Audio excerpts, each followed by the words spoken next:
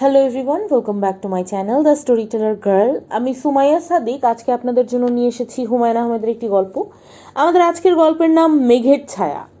এই বইটি প্রতীক প্রকাশনী থেকে সর্বপ্রথম প্রকাশিত হয়েছিল ফেব্রুয়ারি 1993 সনে। আমরা সরাসরি গল্পে চলে যাচ্ছি। রেহানা গ্লাস ভর্তি তেঁতুলের শরবত নিয়ে যাচ্ছিলেন। শুভ্রর ঘরের কাছে এসে থমকে দাঁড়ালেন। চাপা হাসির শব্দ আসছে। শুভ্র হাসছে। রাত 1টা বাজে। শুভ্রের ঘরের বাতি নেভানো। সে অন্ধকারে হাসছে কেন? মানুষ কখনো অন্ধকারে হাসে না। কাঁদতে হয় অন্ধকারে, হাসতে হয় আলোয়। রেহানা ডাকলেন, শুভ্র। শুভ্র হাসি থামিয়ে সঙ্গে সঙ্গে উত্তর দিল, কি মা? কি করছিস? ঘুমোচ্ছিলাম, হঠাৎ ঘুম ভাঙলো। রাত কত মা? 1টা বাজে। তোর কি কিছু লাগবে? না। শুভ্র আবার হাসছে, শব্দ করে হাসছে। রেহানা চিন্তিত মুখে শরবতের গ্লাস নিয়ে শোবার ঘরে ঢুকলেন। কেন জানি শুভ্রকে নিয়ে তার চিন্তা লাগছে। তার মনে হচ্ছে শুভ্রর কোনো সমস্যা হয়েছে। ইয়াজউদ্দিন সাহেব খালি গায়ে ফ্যানের নিচে বসে আছেন। কার্তিক মাস, ঠান্ডা ঠান্ডা লাগছে। শীত নেমে গেছে। ঘুমোতে হয় গায়ে পাতলা চাদর দিয়ে। এই সময় খালি গায়ে ফ্যানের নিচে বসে থাকার অর্থ হয় না। ইয়াজউদ্দিন সাহেব বসে আছেন কারণ তার গরম লাগছে। অল্প অল্প ঘাম হচ্ছে। বুকে চাপা ব্যথা অনুভব করছেন। তার ধারণা তিনি হার্ট অ্যাটাক প্রক্রিয়ার ভেতর দিয়ে যাচ্ছেন। অন্য যে কেউ এই অবস্থায় ঘাবড়ে যেত। ইয়াজউদ্দিন সাহেব খুব স্বাভাবিক আছেন। স্ত্রীর দিকে তাকিয়ে বললেন, গ্লাসে কি? তেঁতুলের শরবত, বিট লবণ, চিনি, তেঁতুল। খাও, ভালো লাগবে। ইয়াজউদ্দিন সাহেব কোনো তর্কের ভেতর গেলেন না। গ্লাস হাতে নিলেন। রেহানার নির্বুদ্ধিতায় মাঝে মাঝে তিনি পীড়িত বোধ করেন। আজও করছেন। তার কি সমস্যা রেহানা জানে না। রেহানাকে বলা হয়নি। অথচ সে তেঁতুলের শরবত নিয়ে এসেছে এবং রেহানার ধারণা হয়েছে এই শরবত খেলেই ইয়াজউদ্দিন সাহেবের ভালো লাগবে। কে তাকে এইসব চিকিৎসা শিখিয়েছে? বছর 2 আগে তার একবার তীব্র পেট ব্যথা শুরু হলো। রেহানা এক গ্লাস বরফ শীতল পানি এনে উপস্থিত। পানির গ্লাস এগিয়ে দিয়ে বলল, পানিটা খাও, ভালো লাগবে। তিনি খেয়েছেন। আজও তাই করলেন। হাত বাড়িয়ে তেঁতুলের শরবত নিয়ে 2 চুমুক খেয়ে গ্লাস নামিয়ে রাখলেন। রেহানা বললেন, ভালো লাগছে না? হ্যাঁ, ভালো লাগছে। চিনি কম হয়েছে? আর একটু চিনি দেব? চিনি ঠিকই আছে। শরীরটা কি এখন একটু ভালো লাগছে? না। হ্যাঁ, ভালো লাগছে। ফ্যান একটু বাড়িয়ে দাও। ইয়াজউদ্দিন সাহেবের শরীর মোটেই ভালো লাগছে না। নিঃশ্বাস নিতে একটু কষ্ট হচ্ছে। বসে থেকে স্বস্তি পাচ্ছেন না। শুয়ে পড়লে হয়তো ভালো লাগতো। তিনি ঘড়ি দেখলেন। 1টা 10 বাজে। ঘরে আলো জ্বলছে। আলো চোখে লাগছে। মানুষের অসুস্থতার প্রথম লক্ষণ হচ্ছে আলো অসহ্য বোধ হওয়া। অসুস্থতা মানুষকে আলো থেকে অন্ধকারে নিয়ে যেতে চায়। রেহানা বললেন, তুমি কি বারান্দায় এসে বসবে? বারান্দায় হাওয়া আছে। হাওয়ায় বসলে তোমার ভালো লাগবে। চলো বারান্দায় যাই। শরবতটা খাবে না? না। ইয়াজউদ্দিন স্ত্রীর সাহায্য ছাড়াই উঠে দাঁড়ালেন। বারান্দায় গিয়ে বসলেন। পুরনো ধরনের এই বাড়ির পেছনে লম্বা টানা ঝুল বারান্দা। বারান্দার এক মাথায় 3টি বেতের চেয়ার ছাড়া কোনো আসবাব নেই। চেয়ার 3টি দেয়াল ঘেঁষে পাশাপাশি সাজানো। সাদা রং করা, গদি সবুজ। মাঝখানের চেয়ারটা তার। দীর্ঘ 10 বছরে তিনি কখনো মাঝের চেয়ার ছাড়া কোথাও বসেননি। আজ বসলেন। তিনি সর্বদক্ষিণের চেয়ারে বসেছেন। মাঝেরটা খালি। তিনি ভেবেছিলেন রেহানা এই ব্যাপারটা ধরতে পারবে। সে মনে হচ্ছে ধরতে পারেনি। রেহানা তার পাশের চেয়ারেও বসেনি। মাঝখানে একটা খালি চেয়ার রেখে তৃতীয় চেয়ারটিতে বসেছে। রেহানা, শুভ্রর ঘরে বাতি জ্বলছে কেন? ও কি জেগে আছে? হ্যাঁ, জেগে আছে। এত রাত পর্যন্ত তো জেগে থাকার কথা না। আমার মনে হয় সে বাতি জ্বালিয়ে ঘুমিয়ে পড়েছে। তুমি একটু দেখে এসো তো। রেহানা উঠে চলে গেলেন। খালি গায়ে বারান্দায় বসে থাকায় তার একটু শীত শীত লাগছে। বুকের চাপ ব্যথা একটু কমেছে বলে মনে হচ্ছে। পানিতে গুলে একটা অ্যাসপিরিনের 4/1 ভাগ এবং ঘুমের জন্য 2টা 5 মিলিগ্রামের ফ্রিজিয়াম খেয়ে শুয়ে পড়লে হয়। যে কোনো শারীরিক অসুস্থতায় গাঢ় ঘুম সাহায্য করে। শরীর তার নিজস্ব পদ্ধতিতে তার বিকল অংশ ঘুমের মধ্যে ঠিক করে ফেলে কিংবা ঠিক করে ফেলার চেষ্টা করে। তিনি রেহানার জন্য অপেক্ষা করছেন। রেহানা ফিরছে না। ইয়াজউদ্দিন সাহেব নিশ্চিত হলেন শুভ্র জেগে আছে, সে মার সঙ্গে গল্প করছে। তারা দুজন কি কথা বলছে ইয়াজউদ্দিন সাহেবের শোনার ইচ্ছে করল। সেই ইচ্ছা স্থায়ী হলো না। তার বয়স 54। এই পৃথিবীতে তিনি যে দীর্ঘ জীবন কাটিয়েছেন তা বোধহয় বলা চলে। এই দীর্ঘ জীবনে তিনি অন্যায় এবং অনুচিত ইচ্ছাকে প্রশ্রয় দেননি। মা এবং ছেলের গল্প আড়াল থেকে শোনার ইচ্ছা অবশ্যই অন্যায় ইচ্ছা। শুভ্র খাটে হেলান দিয়ে বসে আছে, তার কোলে সাদা রঙের বালিশ। শুভ্রের গায়ের ফুল হাতা শার্টটাও ধবধবে সাদা। শুভ্র কনুয়ে ভর দিয়ে মার দিকে ঝুঁকে আছে। তার মাথা ভর্তি এলোমেলো চুল। চোখে চশমা নেই বলে শুভ্রর বড় বড় কালো চোখ দেখা যাচ্ছে। রেহানা মনে মনে নিঃশ্বাস ফেলে বললেন, আমার এই ছেলেটা এত সুন্দর হলো কেন? ছেলেদের এত সুন্দর হতে নেই, শারীরিক সৌন্দর্য ছেলেদের মানায় না। শুভ্র বলল, তাকিয়ে আছো কেন মা? রেহানা বললেন, মানুষ তো একে অন্যের দিকে তাকিয়েই থাকবে বোকা। কখনো কি দেখেছিস দুজন চোখ বন্ধ করে মুখোমুখি বসে আছে? শুভ্র হাসল। রেহানা চোখ ফিরিয়ে নিলেন। শুভ্র যখন হাসে তিনি চোখ ফিরিয়ে নেন। মা বাবার নজর খুব বেশি লাগে। তার ধারণা শুভ্রকে হাসতে দেখলেই তিনি এত মুগ্ধ হবেন যে নজর লেগে যাবে। শুয়ে পড় শুভ্র। ঘুম আসছে না মা। ঘুমের চেষ্টা করলে ঘুম আরও আসবে না, কাজেই আমি ঘন্টাখানিক জেগে থাকবো। একটা কঠিন বই পড়ে ক্লান্ত হয়ে ঘুমোতে যাব। এত রাতে বই পড়বি? চোখের ওপর চাপ পড়বে তো। পড়ুক চাপ। যেভাবে চোখ খারাপ হচ্ছে আমার মনে হয় একসময় অন্ধ হয়ে যাব। অন্ধ হয়ে যাবার আগেই যা পড়ার পড়ে নিতে চাই মা। রেহানার বুক ধক করে উঠল। শুভ্রকে কঠিন ধমক দিতে গিয়েও দিলেন না। ধমক দিলে বা কঠিন কিছু বললে শুভ্র বিষণ্ণ চোখে তাকিয়ে থাকে। দেখতে খুব খারাপ লাগে। মা। কি? তুমি কি আমাকে হালকা করে 1 কাপ চা খাওয়াতে পারবে? এত রাতে চা খেলে তো বাকি রাত আর ঘুমোতে পারবি না। ঘুমোতে না পারলেই ভালো, বইটা শেষ করে ফেলতে পারবো। চায়ের সঙ্গে কিছু খাবি? হ্যাঁ, 1 স্লাইস রুটি গরম করে দিও। রুটির ওপর খুব হালকা করে মাখন দিতে পারো, চিনি দিও না, গোলমরিচের গুঁড়া ছড়িয়ে দিও। ইয়াজউদ্দিন বারান্দায় বসে আছেন।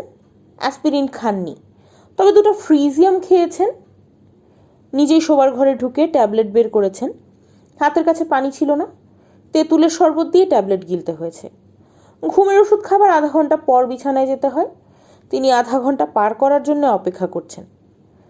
তার ঘুম এসে গেছে, চোখের পাতা ভারী হয়ে এসেছে। কয়েকবার হাই উঠেছে। তিনি দেখলেন রেহানা ট্রেতে করে চা নিয়ে শুভ্রের ঘরে ঢুকছে। ইয়াজউদ্দিন সাহেবের ভ্রু কুঞ্চিত হলো। দুপুর রাতে এসে ছেলেকে চা বানিয়ে খাওয়াচ্ছে কেন? অন্ধ ভালোবাসার ফল কখনো মঙ্গলময় হয় না, এই ব্যাপারটা রেহানা কি জানে না? তিনি নানাভাবে নানান ভঙ্গিতে রেহানাকে এটা বোঝানোর চেষ্টা করেছেন। রেহানা কিছুই বোঝেনি। তার নিজের শরীর ভালো যাচ্ছে না, যে কোনো সময় ভয়ঙ্কর কিছু ঘটে যেতে পারে। তখন হাল ধরতে হবে শুভ্রকে। শুভ্রর সেই মানসিক প্রস্তুতি নেই। সে এখনো শিশু। রেহানা কি সেই শিশুকেই নানাভাবে বাঁচিয়ে রাখতে চাইছে না? রেহানা এসে স্বামীর সামনে দাঁড়ালেন। কৈফিয়ত দেবার ভঙ্গি করে বললেন, শুভ্র চা খেতে চাচ্ছিল, কি একটা বই নাকি পড়ে শেষ করবে। ইয়াজউদ্দিন ঠান্ডা গলায় বললেন, চলো ঘুমোতে যাই। তোমার শরীর কি এখন একটু ভালো লাগছে? কাল সকালে একজন ডাক্তার দেখাবো। তারা শোবার ঘরে ঢুকলেন। রেহানা বললেন, ফ্যান থাকবে না বন্ধ করে দেব? জানালা দিয়ে হাওয়া আসছে, ফ্যান বন্ধ করে দিই? দাও। তারা ঘুমোতে গেলেন। ইয়াজউদ্দিন গায়ের ওপর পাতলা চাদর টেনে দিলেন। তিনি নিজে এখন খানিকটা বিষণ্ণ বোধ করছেন। তার শরীর খারাপ করেছিল, বেশ ভালোই খারাপ করেছিল। কে জানে, হয়তো ছোটোখাটো একটা স্ট্রোক হয়েছে। তিনি নিজে সে ধাক্কা সামাল দেবার চেষ্টা করেছেন। রেহানাকে বুঝতে দেননি। তিনি কাউকে বিচলিত করতে চান না। তবু খানিকটা বিচলিত রেহানা হতে পারত। সে তার ছেলেকে বলতে পারত, তোর বাবার শরীরটা ভালো না, বারান্দায় বসে আছে, তুই যা, বাবার সঙ্গে কথা বলে আয়। রেহানা কিছুই বলেনি। বললে শুভ্র বারান্দায় এসে বসতো, উদ্বেগ নিয়ে প্রশ্ন করত, বাবা তোমার কি হয়েছে? ছেলের সঙ্গে কথা বলতে পারলে তার ভালো লাগতো। রেহানা তাকে সে সুযোগ দেয়নি। ইয়াজউদ্দিন সাহেবের ধারণা রেহানা তাকে ভালো মতো লক্ষ্য করে না, তার আচার আচরণ নিয়ে ভাবেও না। যদি ভাবতো তাহলে লক্ষ্য করত দ্বিতীয়বার বারান্দায় এসে তিনি মাঝখানের চেয়ারে বসেছেন। কেন বসেছেন? দুপাশে দুটি চেয়ার খালি রেখে তিনি কেন বসলেন? উত্তর কি খুব সহজ নয়? তিনি চাচ্ছেন তার স্ত্রী এবং পুত্র তার দুপাশে বসুক। রেহানা, শুভ্রর বয়স কত হলো? 27 বছর 3 মাস। ইয়াজউদ্দিন নিঃশব্দে হাসলেন। ছেলের বয়স বছর এবং মাস হিসেবে রেহানা জানে। সে কি তার স্বামীর বয়স জানে? তাকে যদি জিজ্ঞেস করা হয় আমার বয়স কত রেহানা, সে কি বলতে পারবে? রেহানা বললেন, ওর এখন একটা বিয়ে দিয়ে দিলে কেমন হয়? ওকে বিয়ের কথা কিছু বলছে? না, বলছে না। ওকে বলতে হবে কেন? বিয়ের বয়স তো হয়েছে। 27 বছর তো কম না। অনেকের জন্য খুবই কম। 27 বছরেও অনেকের 7 বছর বয়সী শিশুর মতো থাকে। শুভ্রকে নিশ্চয়ই তুমি শিশু ভাবো না? ইয়াজউদ্দিন জবাব দিলেন না। বুকের চাপ ব্যথাটা আবার ফিরে এসেছে। একই সঙ্গে চোখ জড়িয়ে আসছে ঘুমে। ফ্যান বন্ধ করে দেওয়া ঠিক হয়নি। গরম লাগছে, ভ্যাপসা ধরনের গরম। রেহানা উৎসুক গলায় বললেন, ঘুমিয়ে পড়েছ? না।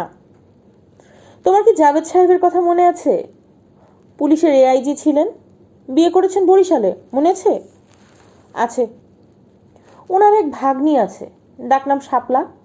মেয়েটা খুব সুন্দর, টিভিতে গান গায়, বিগ্রেডের শিল্পী, নাটকও করে।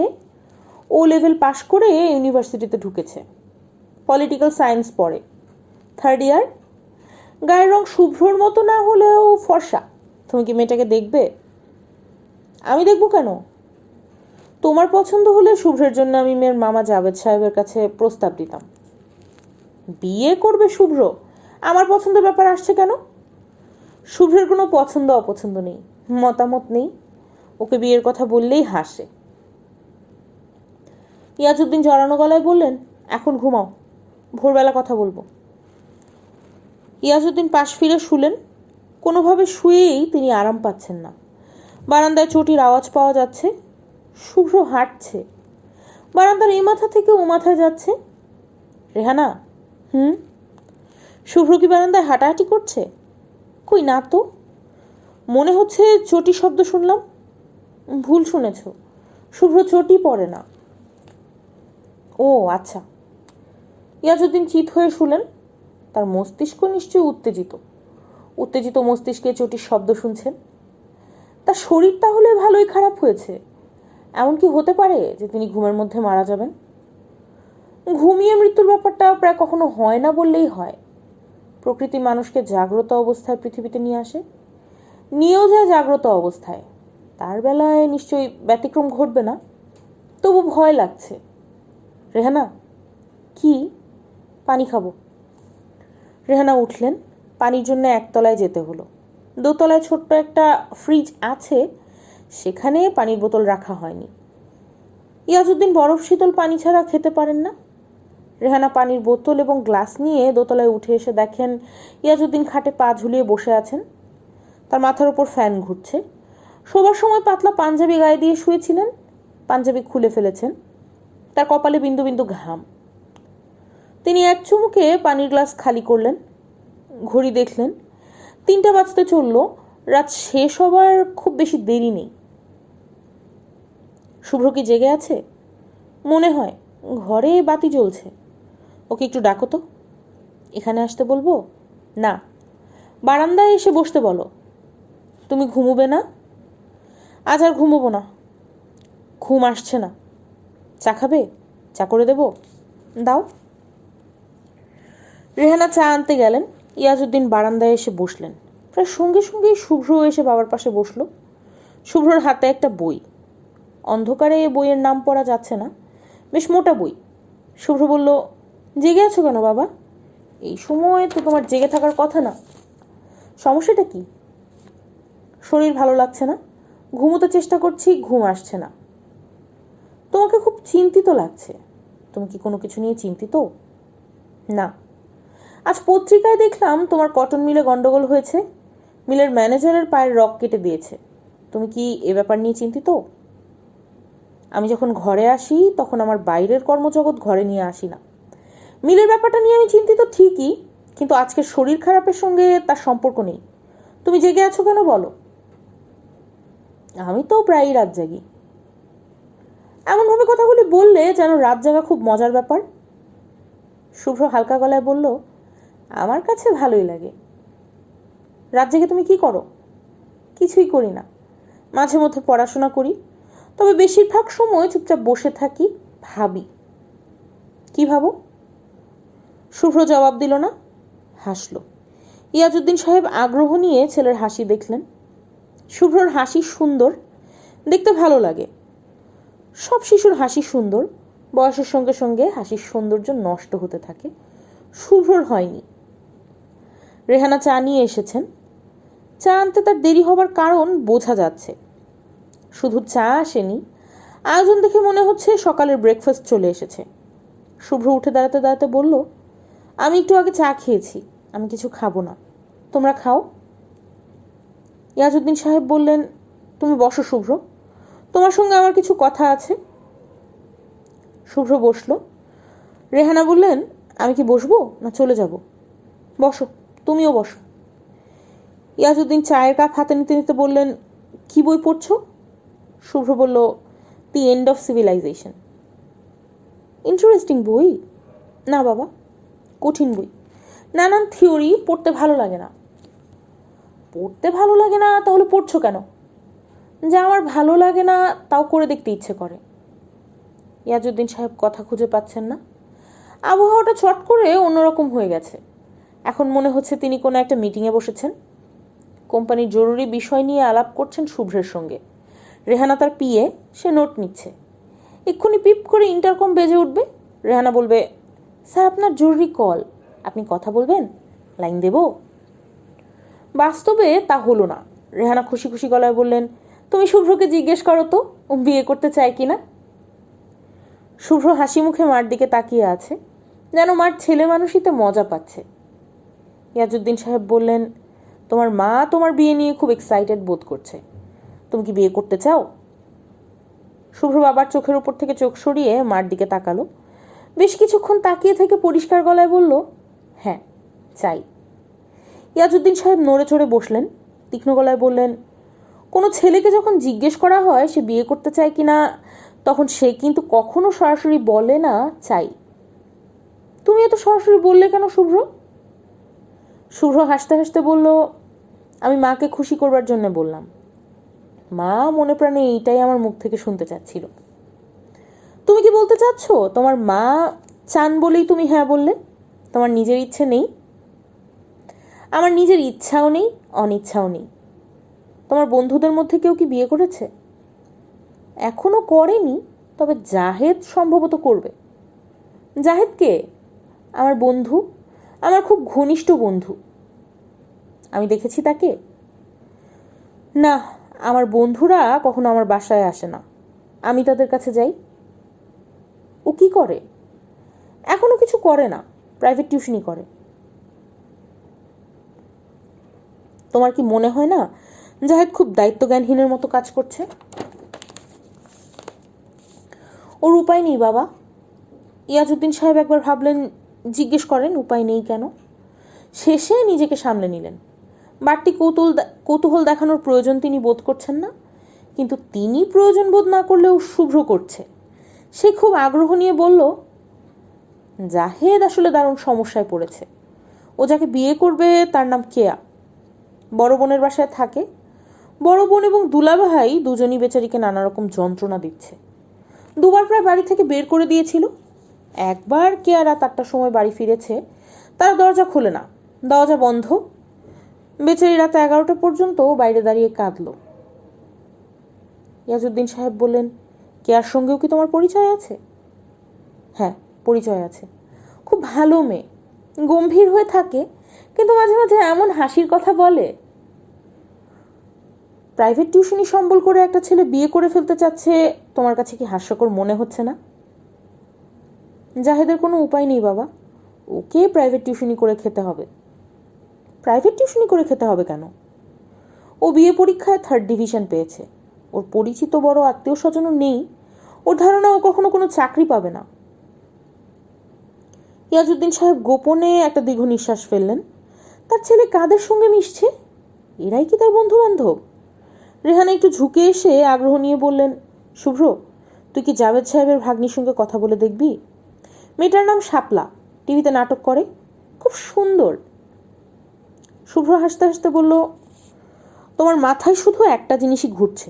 শোনো মা, তুমি যদি চাও নিশ্চয়ই আলাপ করে দেখব। ওকে সঙ্গে করে কোনো একটা রেস্টুরেন্টে খেয়ে এলি, গল্প টল্প করলি, ওর সঙ্গে কিছুক্ষণ কথা বললেই ওকে তোর পছন্দ হবে। কথা বলবি? কেন বলবো না মা? ইয়াজউদ্দিন সাহেবের রেহানার কথাবার্তা পছন্দ হচ্ছে না। তিনি কিছু সিরিয়াস কথাবার্তা বলতে চাচ্ছিলেন, রেহানার উপস্থিতিতে তা সম্ভব হবে না। তিনি বললেন, ঘুম পাচ্ছে, চলো ঘুমোতে যাওয়া যাক। তিনি উঠে দাঁড়ালেন। রেহানা উঠলেন না, ছেলের পাশে বসে রইলেন। আগ্রহ উত্তেজনায় তার চোখ চকচক করছে। শুভ্রদের বাড়ির নাম কান্তা ভিলা। গেটের কাছে পেতলের নাম ফলক। রোজ একবার ব্রাশে ঘষে এই নাম ঝকঝকে করা হয়। গুলশান এলাকার আধুনিক বাড়িগুলির সঙ্গে এর মিল নেই। পুরানো ধরনের বাড়ি, জেলখানা জেলখানা ভাব আছে। উঁচু দেয়াল, দেয়ালের উপরে কাঁটাতারের বেড়া। বাড়ির গেটটাও নিরেট লোহার। বাইরে থেকে গেটের ভেতর দিয়ে কিছু দেখার উপায় নেই। গেটের কাছে কলিং বেল আছে। অনেকক্ষণ বেল বাজালে তবেই দারোয়ান দরজা খুলে বিরক্ত মুখে জিজ্ঞেস করে, কে? কারণ এ বাড়িতে যারা আসে তারা গেটের কলিং বেল বাজায় না, গাড়ির হর্ন বাজায়। এ বাড়িতে যেসব গাড়ি আসে তার প্রতিটির হর্ন দারোয়ান চেনে। হর্ন শুনে বুঝতে পারে কে এসেছে। গাড়ির হর্ন শুনলে সে ছুটে গিয়ে দরজা খোলে। গেটের কলিং বেল বাজায় খবরের কাগজের হকার, ধোপা, ইলেকট্রিক মিস্ত্রি, মাঝে মাঝে অসীম সাহসী কিছু ভিখিরি। এদের বেল শুনে ছুটে গিয়ে গেট খোলার কোনো প্রয়োজন নেই, ধীরে সুস্থে গেলেই হয়। অনেকক্ষণ ধরেই বেল বাজছে। দারোয়ান গোমেজ গেট খুলছে না। সে মোড়ায় বসে খবরের কাগজ পড়ছে।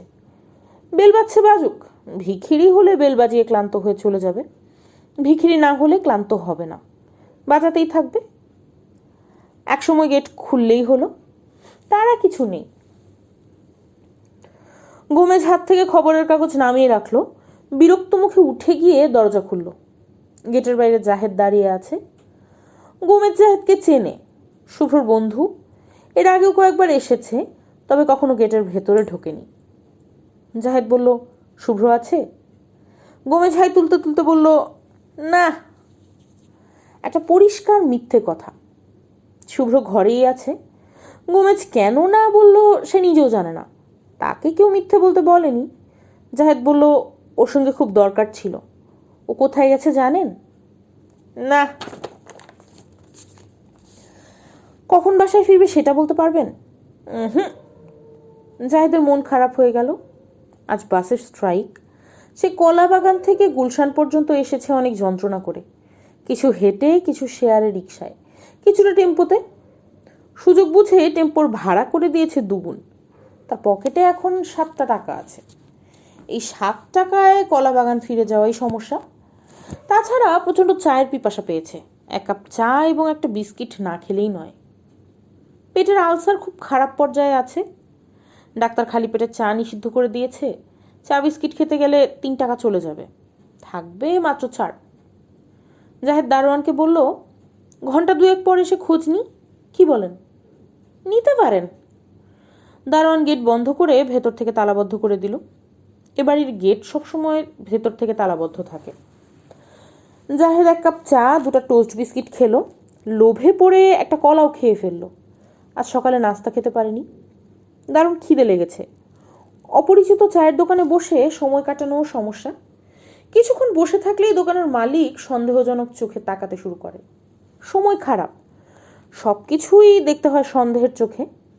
তার চেয়েও বড় সমস্যা, জাহেদের কাছে ঘড়ি নেই। 2 ঘন্টার কতক্ষণ কাটলো বোঝা যাচ্ছে না। কিছুক্ষণ পরপর একে ওকে কটা বাজে জিজ্ঞেস করতে হচ্ছে। একটা সময় ছিল যখন কটা বাজে জিজ্ঞেস করলে লোকজন খুশি হতো, আগ্রহ করে সময় বলতো। এখন রেগে যায়, এমনভাবে তাকায় যেন সময় জানতে চাওয়ার পেছনেও কোনো মতলব আছে। জাহিদ 1.5 ঘন্টার মাথায় আবার বেল টিপল। দারোয়ান নির্বিকার ভঙ্গিতে বলল, আসেন নাই, কিছু বলার থাকলে আমারে বলেন, খবর দিয়ে দিব। জাহিদ বলল, ভায়া মিডিয়া বললে হবে না, সরাসরি বলতে হবে, বরং একটা চিঠি লিখে যাই। লেখেন। কাগজ কলম দিতে পারবেন? না। জাহিদকে আবার সেই চায়ের দোকানে ফিরে যেতে হলো। দোকানের মালিকের কাছ থেকে কাগজ কলম নিয়ে এসে লিখল, শুভ্র, আমার বিয়ে ঠিক হয়ে গেছে বুধবারে। তুই কি বরযাত্রী যাবার জন্যে আমাকে একটা গাড়ি দিতে পারবি? দারোয়ানের কাছে চিঠি জমা দিয়ে সে কলাবাগান রওনা হলো হাঁটতে হাঁটতে। হাঁটতে খারাপ লাগছে না, কিন্তু খিদেটা জানান দিচ্ছে। পেটে অল্প অল্প ব্যথাও শুরু হয়েছে। ব্যথাটাকে আমল দেওয়া ঠিক হবে না। তাছাড়া তুচ্ছ শারীরিক সমস্যা নিয়ে চিন্তার সময় নেই। মাথার সামনে ভয়াবহ সমস্যা। প্রথম এবং প্রধান সমস্যা হলো কেয়াকে কোথায় এনে তুলবে। সে নিজে থাকে ছোট মামার বাসায়, ভেতরের বারান্দায় ক্যাম্প খাট পেতে ঘুমায়। বৃষ্টির সময় অবধারিতভাবে ক্যাম্প খাটের খানিকটা বৃষ্টির পানিতে ভেজে। বউকে নিয়ে ক্যাম্প খাটে ঘুমানো সম্ভব না। ছোট মামার বাড়িতে 2টা কামরা, একটায় ছোট মামা মামি থাকেন, অন্যটায় মামার 3 মেয়ে থাকে। বসার ঘর বলে কিছু নেই, থাকলে কোনো সমস্যা ছিল না। কয়েকটা দিন সোফায় পার করে দেয়া যেত। কেয়া ঘুমাতো সোফায়, সে মেঝেতে কম্বল বিছিয়ে। জাহেদ তার মামা মিজান সাহেবকে বিয়ের খবর দিয়েছে পরশু রাতে ভাত খাবার পর। জাহেদ ভয়ে ভয়ে ছিল খবর শুনে মামা না জেনে কি করেন। তেমন কিছুই করেননি। তিনি দীর্ঘ সময় জাহেদের দিকে তাকিয়ে থেকে বলেছেন, ও। তিনি হতভম্ব হয়ে গেছেন বলাই বাহুল্য। এই অবস্থায় জাহেদ বিয়ে করতে যাচ্ছে কেন? বউকে খাওয়াবে কি? বউ থাকবে কোথায়? কিছুই জানতে চাননি। জাহেদের মামি মনোয়ারা বললেন, সত্যি বিয়ে না ঠাট্টা করছো? জাহেদ বলল, সত্যি সত্যি বিয়ে করছি মামি। মেয়ের নাম কেয়া, এ বাড়িতে 2বার এসেছে। আপনি হয়তো দেখেছেন। কেয়ার নানি মৃত্যুশয্যায়, তিনি নাতনির বিয়ে দেখে যেতে চাচ্ছেন। আর কেয়ার আপা দুলা ভাইও কেয়াকে আর পুষতে পারবেন না বলে ঘোষণা দিয়েছেন। ওরা কি দেখে তোমার কাছে বিয়ে দিচ্ছে? তোমার আছে কি? জাহেদ কিছু বলল না। মনোয়ারা বললেন, বউ নিয়ে কোথায় উঠবে? জাহেদ বলল, এখনো কিছু ঠিক করিনি। তোমার কি কোথাও ওঠার জায়গা আছে? জি না। বিয়ের খরচপাতির টাকা পয়সা আছে? জাহেদ মাথা চুলকে বলল, জি না। মিজান সাহেব ঠিক আগের ভঙ্গিতে বললেন, ও। জাহেদের এই মুহূর্তে কিছুই নেই। পোস্ট অফিসে পাসবই খুলেছিল, টিউশনির টাকার কিছু কিছু সেখানে রাখত। পাসবইয়ে 733 টাকা আছে। মার গলার একটা হার আছে 1.5 ভরির, ওটা বিক্রি করলে বিয়ের খুচরো খরচ সামলে ফেলা যায়। বিয়ের খরচ বলতে বিয়ের শাড়ি, হলুদের শাড়ি, কিছু সেন্ট ফেন্ট। কিন্তু মা বিশেষ করে বলে দিয়েছেন হারটা যেন জাহেদের বিয়ের সময় তার বউকে দেয়া হয়। এইসব সেন্টিমেন্ট নিয়ে ভাবলে এখন চলে না। সেন্টিমেন্টের দিন শেষ। আজকের দিন হলো রিয়েলিটির দিন। হার বর্তমানে তার বড় বোন নীলিমার কাছে আছে। সেই হার পাওয়া যাবে কিনা তা নিয়ে জাহেদের ঘোর সন্দেহ দেখা দিয়েছে। দিন 7 আগে আনতে গিয়েছিল। নীলিমা বলল, হার পালিশ করতে দেওয়া হয়েছে। গতকাল জাহেদ আবার গেল। নীলিমা বলল, রসিদটা পাওয়া যাচ্ছে না বলেই এক ধরনের ঝগড়া শুরু করলো। ঝগড়ার বিষয় হলো তার বিয়ের সময় মা কিছুই দেননি। হাতের 2টা বালা দিয়েছেন, তার মধ্যে সোনা নামমাত্র। জাহেদ বলল, এসব আমাকে বলে লাভ কি? আমি আর কি করব? নীলিমা বলল, হাতের বালাজোড়া আমার ব্যবহারী জিনিস হলেও একটা কথা ছিল, আমি কিছুই বলতাম না, স্মৃতিচিহ্ন হিসেবে রেখে দিতাম। দোকানের জিনিস। কোনো এক কায়দা করে নীলিমা গলার হারটা রেখে দিলে জাহেদ বিরাট বিপদে পড়বে। এতটা নিচে আবার নামবে জাহেদ বিশ্বাস করে না। কিন্তু অবিশ্বাস্য জিনিস সংসারে ঘটছে। তাছাড়া অভাবী সংসারে ক্ষুদ্রতা খুব স্বাভাবিক ব্যাপার। জাহেদ বিয়ে করছে, কেউ কোনো রকম আগ্রহ দেখাচ্ছে না। নীলিমা একবারও জিজ্ঞেস করেনি বউ নিয়ে কোথায় উঠবি। সম্ভবত ভয়েই জিজ্ঞেস করেনি। যদি জাহেদ বলে বসে কয়েকটা দিন তোমাদের এখানে থাকবো, সে হয়তো ভেবেছে একবার বউকে নিয়ে উঠলে আর তাকে তাড়ানো যাবে না। এরকম ভাবা অবশ্যই অন্যায়ও না, ভাবাটাই স্বাভাবিক। জাহেদের ভরসা এখন তার বন্ধু বান্ধব। সে মুখ চোরা স্বভাবের, কাউকে এখনো কিছু বলেনি, বলতে লজ্জা করছে। শুভ্রকে গাড়ির কথা বলেছে, গাড়ি পাওয়া যাবে। শুভ্রর কাছে কেউ কিছু চেয়ে পায়নি তা কখনো হয়নি। গাড়ির ব্যবস্থা হবে, তবে শুভ্রর কানে খবরটা পৌঁছলে হয়। টেলিফোনে শুভ্রকে কখনো পাওয়া যায় না, সে টেলিফোন ধরে না। যে ধরে সে অবধারিতভাবে বলে শুভ্র বাসায় নেই, কিংবা সে এখন ঘুমোচ্ছে। জাহেদ ঠিক করলো আজ রাত 9টা-10টার দিকে একবার টেলিফোনের চেষ্টা করবে। পাওয়া যাবে না, তবু একবার চেষ্টা করে দেখা, পাওয়া যেতেও তো পারে। নীলিমাদের বাসার কাছেই বড় একটা মিষ্টির দোকান। দোকান নতুন চালু হয়েছে বলেই সেখান থেকে টেলিফোন করতে হয়, সেখান থেকে টেলিফোন করতে দেয়। তবে দোকানে ঢুকে এমন ভাব করতে হয় যে প্রচুর মিষ্টি কেনা হবে, কেনার আগে একটু বাড়িতে টেলিফোন করে জেনে নেয়া। জাহেদের দোলা ভাই মোবাশ্বের আলী জাহেদকে দেখেই মুখ অন্ধকার করে ফেললেন। সবসময় করেন, আজ একটু বেশি করলেন। শুকনো গলায় বললেন, তোমার আপা তো নেই, নারায়ণগঞ্জ গেছে, আজ আসবে না। জাহেদ বলল, আপা গয়নাটা এনে রেখেছি কিনা জানেন দোলা ভাই? কোন গয়না? ওই যে মার গলার একটা হার পালিশ করতে দিয়েছিল। ও আচ্ছা, হ্যাঁ, একটা ঝামেলা হয়ে গেছে বুঝলে, বিরাট ঝামেলা। জাহেদ হতভম্ব গলায় বলল, কি ঝামেলা? দোকানই উঠে গেছে। হিন্দু দোকান ছিল, মনে হয় কাউকে কিছু না জানিয়ে ইন্ডিয়া চলে গেছে। ইন্ডিয়া যাওয়ার একটা ধুম পড়েছে, তবু খোঁজ খবরের চেষ্টা করা হচ্ছে, কিছু হবে বলে মনে হয় না। ওইটার আশা তুমি ছেড়ে দাও। জাহেদ করুণ গলায় বলল, কি বলছেন দুলা ভাই?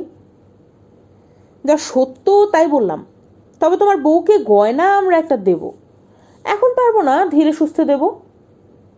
তোমার আপা পরশুদিন আসবে, তখন এসে খোঁজ নিও, সে বিস্তারিত বলবে। বিস্তারিত কি বলবে? কোন দোকানে জমা দিয়েছিল, কি হয়েছে শেষ পর্যন্ত, এইসব আর কি। জানা না জানা অবশ্যই সমান। জাহেদ উঠে দাঁড়ালো। মোবাশ্বের আলী বললেন, চলে যাচ্ছ? জি। আচ্ছা যাও, চা খেতে চাইলে বলতে পারো, কাজের মেয়েটাকে বললে চা বানিয়ে দেবে। না, চা খাবো না। জাহেদ ঘর থেকে বের হয়ে এলো।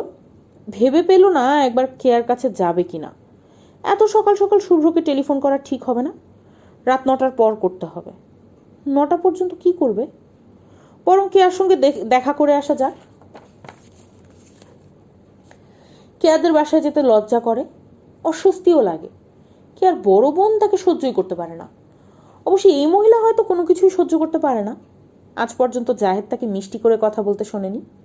জাহেদের ইচ্ছা, সময় এবং সুযোগ হলে সে ভদ্রমহিলাকে বলবে, বকুলাপা, ফুলের নামে আপনার নাম, কিন্তু সবার সঙ্গে এমন কঠিন আচরণ করেন কেন? সেই সুযোগ হয়তো কখনোই আসবে না। জাহেদ কেয়াদের 5তলা ফ্ল্যাটে উপস্থিত হলো রাত 9টায়। অন্ধকার সিঁড়ি বেয়ে 5তলায় উঠতে হয়। 5তলা পর্যন্ত ঘন অন্ধকার। এই অন্ধকারে সিঁড়ি ভাঙা খুবই ক্লান্তিকর ব্যাপার। সবসময় মনে হয় এই বুঝি সিঁড়ি শেষ হলো, কিন্তু শেষ হয় না। একসময় মনে হয় সিঁড়ির ধাপগুলির উচ্চতার হেরফের ঘটছে। এক ধরনের টেনশন, সিঁড়িতে ঠিকমতো পা পড়ছে তো। বেল টিপতেই জলিল সাহেব দরজা খুলে দিয়ে হাসি মুখে বললেন, আরে আসুন আসুন, মনে মনে আমি আপনার জন্যই অপেক্ষা করছিলাম। কেয়া ঘরেই আছে, বাচ্চাদের পড়াচ্ছে, বসুন, ডেকে দিচ্ছি।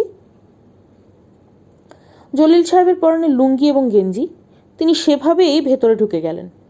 তিনি এ পরিবারের কেউ না, এদের একটি কামরা সাবলেট নিয়েছেন। মাসে 700 করে টাকা দেন। 700 টাকা কেয়া দেয়, সংসারের খুব কাজে লাগে। জলিল সাহেবকে পরিবারের একজন বলেই মনে হয়। ব্যাপারটা জাহেদের ভালো লাগে না। একজন বাইরের লোক কেন এমনভাবে ঘুরঘুর করবে? কেন সে কেয়াকে বলবে, কেয়া দেখো তো আমার লুঙ্গি শুকিয়েছে কিনা, না শুকালে উল্টে দাও। কেয়ার মুখ শুকনো, তাকে দেখে মনে হচ্ছে সে কোনো কিছু নিয়ে খুব চিন্তিত। সে ঘরে ঢুকেই বলল, কিছু বলবে? জাহেদ বলল, না। তোমার কি শরীর খারাপ? কেয়া বলল, শরীর ঠিকই আছে, এসো আমার সঙ্গে, ছাদে যাই, ছাদে গিয়ে কথা বলি। কেয়া দরজার দিকে যাচ্ছে, পেছনে পেছনে যাচ্ছে জাহেদ। সে কিছুতেই বুঝতে পারছে না কেয়ার মন এত খারাপ কেন। উঁচু দালানের ছাদ ভালো লাগে না, সবসময় এক ধরনের অস্বস্তি লেগে থাকে। মনে হয় পৃথিবী থেকে অনেক দূরে। ছাদে উঠবার মুখে সিঁড়িটা ভাঙা। কেয়া বলল, আমার হাত ধরো, সিঁড়ি ভাঙা। জাহেদ হাত ধরল। কত সহজ, কত স্বাভাবিক ভঙ্গিতে সেই মেয়েটির হাত ধরে আছে। এই আনন্দের কি কোনো তুলনা হয়? কেয়া রেলিং ঘেঁষে দাঁড়িয়েছে। জাহেদ বলল, এমন ঘেঁষে দাঁড়িয়েও না, রেলিং ভেঙে পড়ে যেতে পারে। আজকাল দালান কোঠা বানাতে সিমেন্ট দেয় না, বালি দিয়েই কাজ সারে। তুমি এত চুপচাপ কেন কেয়া? কিছু হয়েছে? না, কি হবে? বিয়ের জোগাড় যন্ত্র কি সব হয়েছে? কিছুটা। বরযাত্রীর জন্য মাইক্রোবাসের ব্যবস্থা করেছি। কি এক বিয়ে, তার আবার বরযাত্রী? জাহেদ বলল, যত তুচ্ছ বিয়েই হোক, বিয়ে তো। কেয়া বলল, টাকা পয়সা আছে তোমার কাছে? আছে কিছু। সে কিছুটা কত? জাহেদ চুপ করে রইল। কেয়া ক্লান্ত গলায় বলল, বিয়ের শাড়ি তো তোমাকে একটা কিনতে হবে। মোটামুটি ভালো একটা শাড়ি কেনা দরকার। আমার মেয়েরা বড় হয়ে মায়ের বিয়ের শাড়ি নিশ্চয়ই দেখতে চাইবে। ভালো শাড়িই কিনবো। কেয়া বলল, আমার নানি আমাকে কিছু টাকা দিয়েছেন, সামান্যই, 4,000 টাকা। টাকাটা তুমি নিয়ে যাও।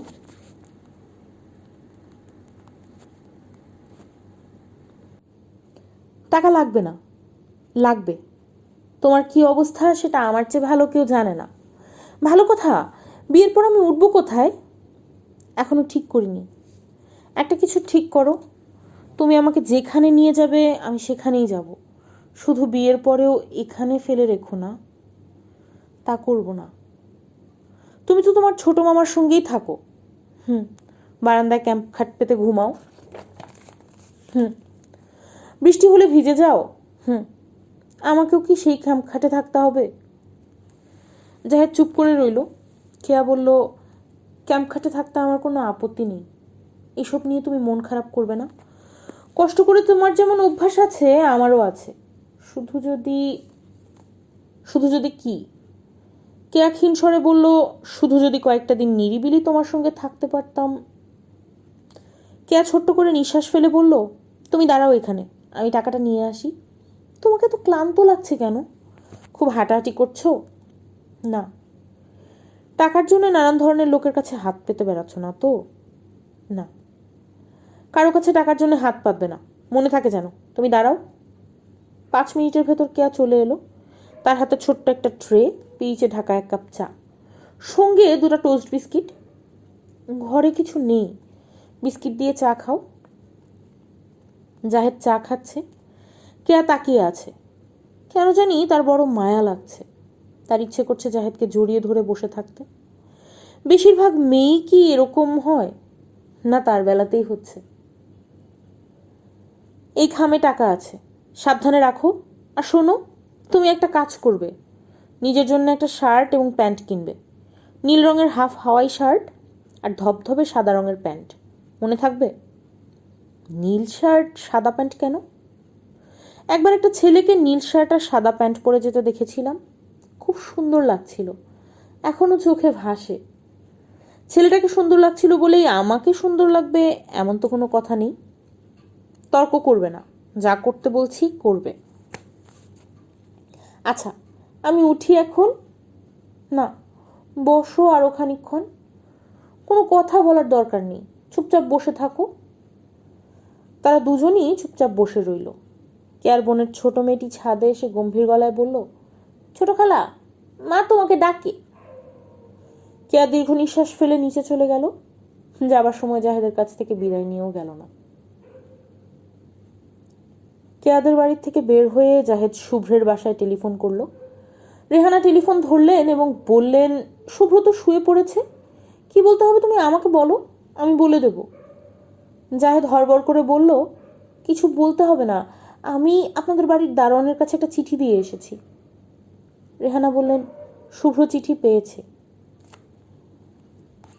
জাহেদ বাসায় ফিরল রাত 11টার দিকে।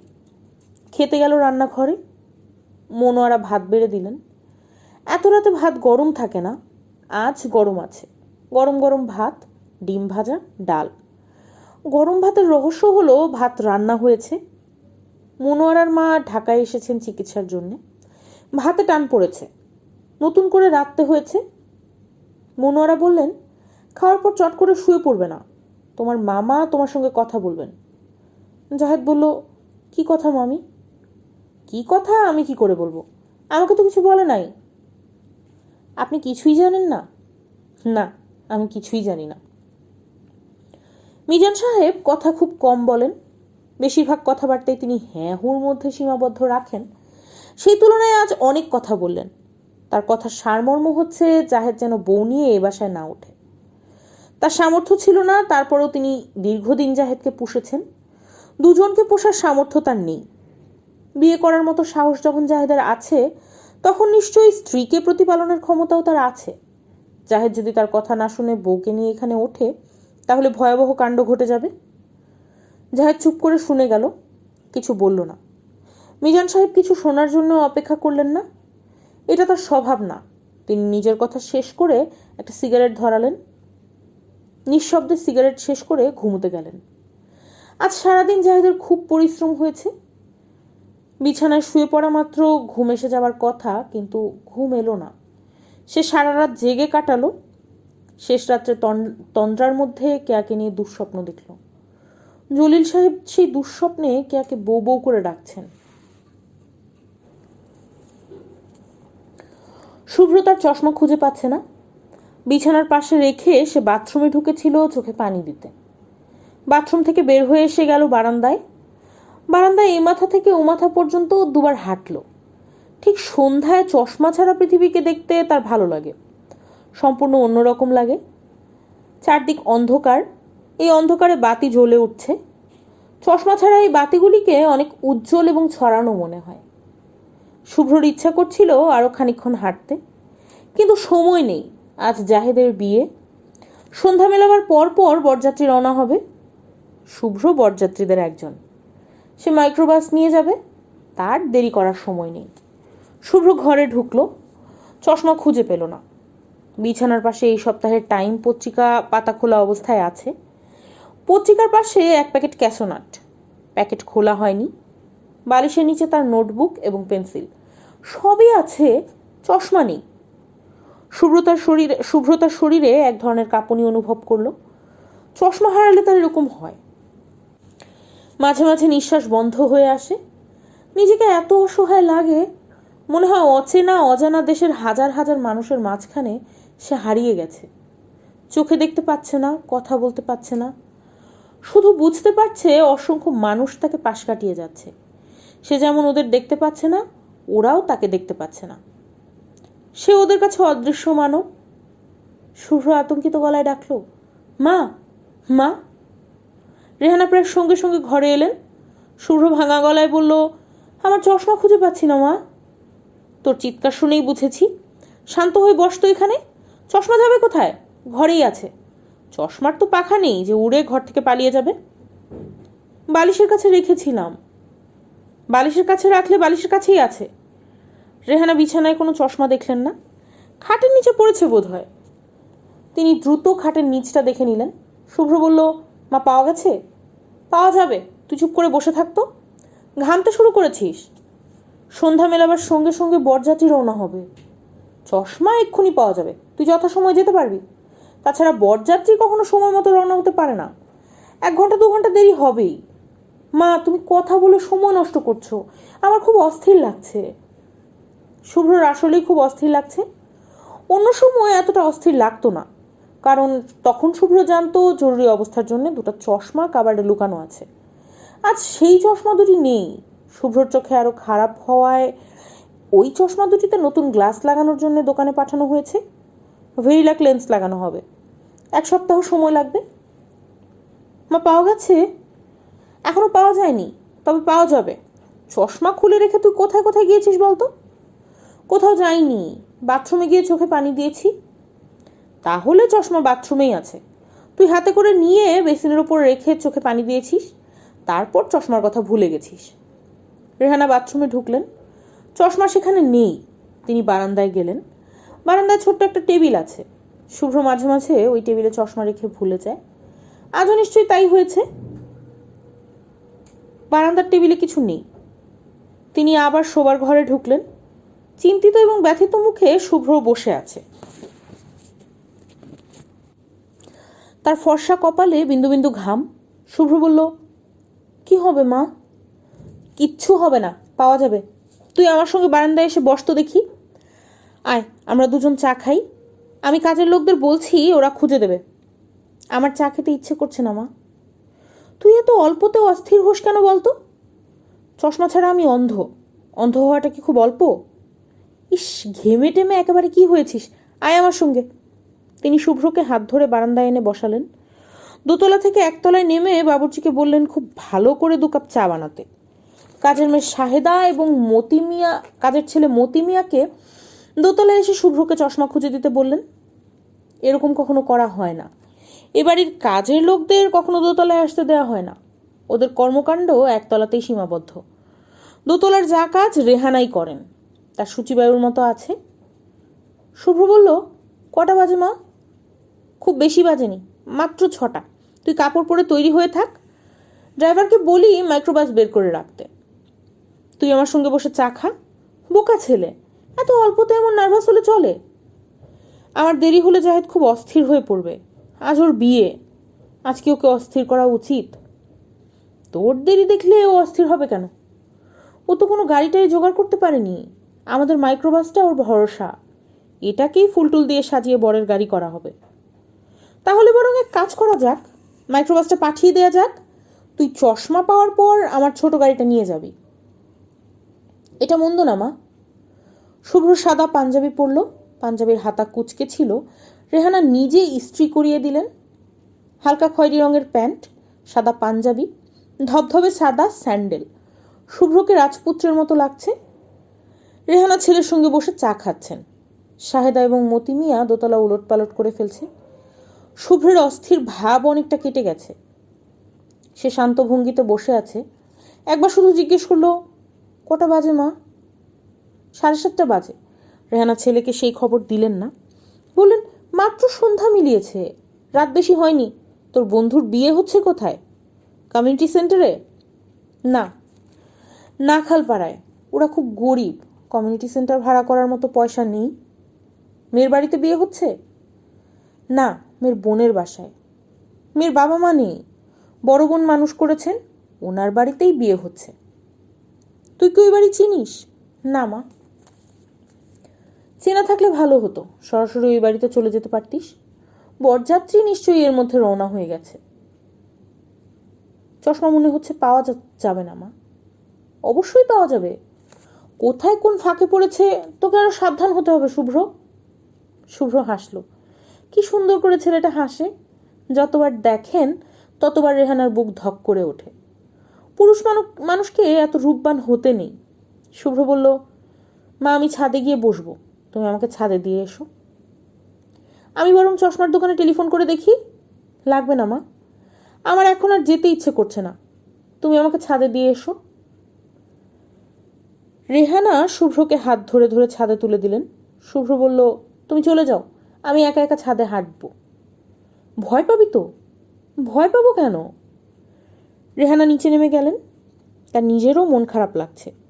শুভ্রর সামান্যতম কষ্ট তার বুকে এসে লাগে। তিনি নিজের শোবার ঘরে ঢুকে তার দুঃসম্পর্কের বোন রিয়াকে টেলিফোন করলেন।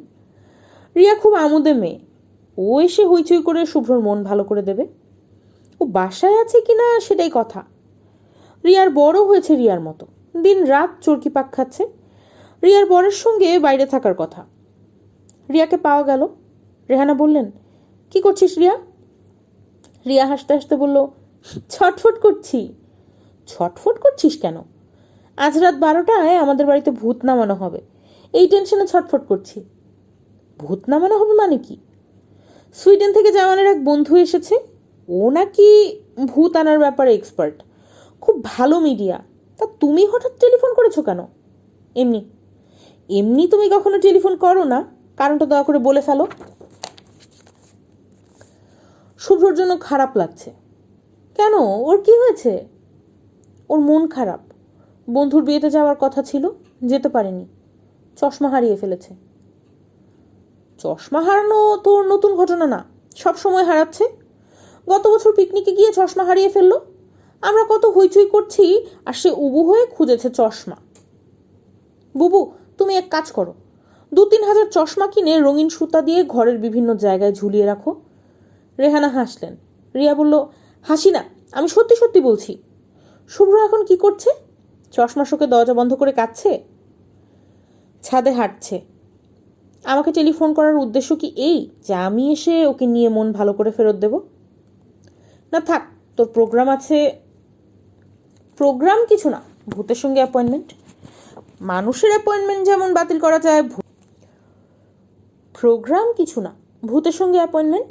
মানুষের সঙ্গে অ্যাপয়েন্টমেন্ট যেমন বাতিল করা যায়, ভূতেরটাও যায়। আমি এসে ওকে নিয়ে যাচ্ছি। আর শোনো, তুমি কি শুভ্রের বিয়ে টিয়ে দেবার কথা ভাবছো? মাত্র তো পাশ করলো। ওর বয়স এখন কত যাচ্ছে? 24 না? 27। কি সর্বনাশ, বিয়ের বয়স তো চলে যাচ্ছে, আর দেরি করা ঠিক হবে না। আমার চেনা একটি মেয়ে আছে, আমার মতোই রূপবতী, বিহারি মেয়ে। বিহারি হলেও বোঝার উপায় নেই, বাঙালি কালচার ধরে ফেলেছে, রবীন্দ্রসঙ্গীত গায়, জীবনানন্দের কবিতা পড়ে। বাঙালি মেয়ের কি দেশে অভাব? রূপবতী মেয়ের অভাব তো আছেই। তুমি আমার মতো আরেকজন খুঁজে বের করো, আমি তোমাকে 1000 টাকা দেব। শুভ্রকে তো আর যার তার সঙ্গে বিয়ে দেওয়া যাবে না, তার পাশে রাজকন্যা লাগবে। যাই হোক, বুবু, তুমি শুভ্রকে তৈরি হতে বলো, আমি আসছি। বিহারি মেয়েটির একটি ছবি আমার কাছে আছে, আসার সময় কি নিয়ে আসবো? তুই নিজে আয়, ছবি টবি কিছু আনতে হবে না। শুভ্র তাদের ছাদের ঠিক মাঝখানে মূর্তির মতো দাঁড়িয়ে আছে, তার মুখ আকাশের দিকে, তবে চোখ বন্ধ। চোখ বন্ধ করে আকাশের দিকে তাকিয়ে থাকার কি মানে রেহানা বুঝলেন না।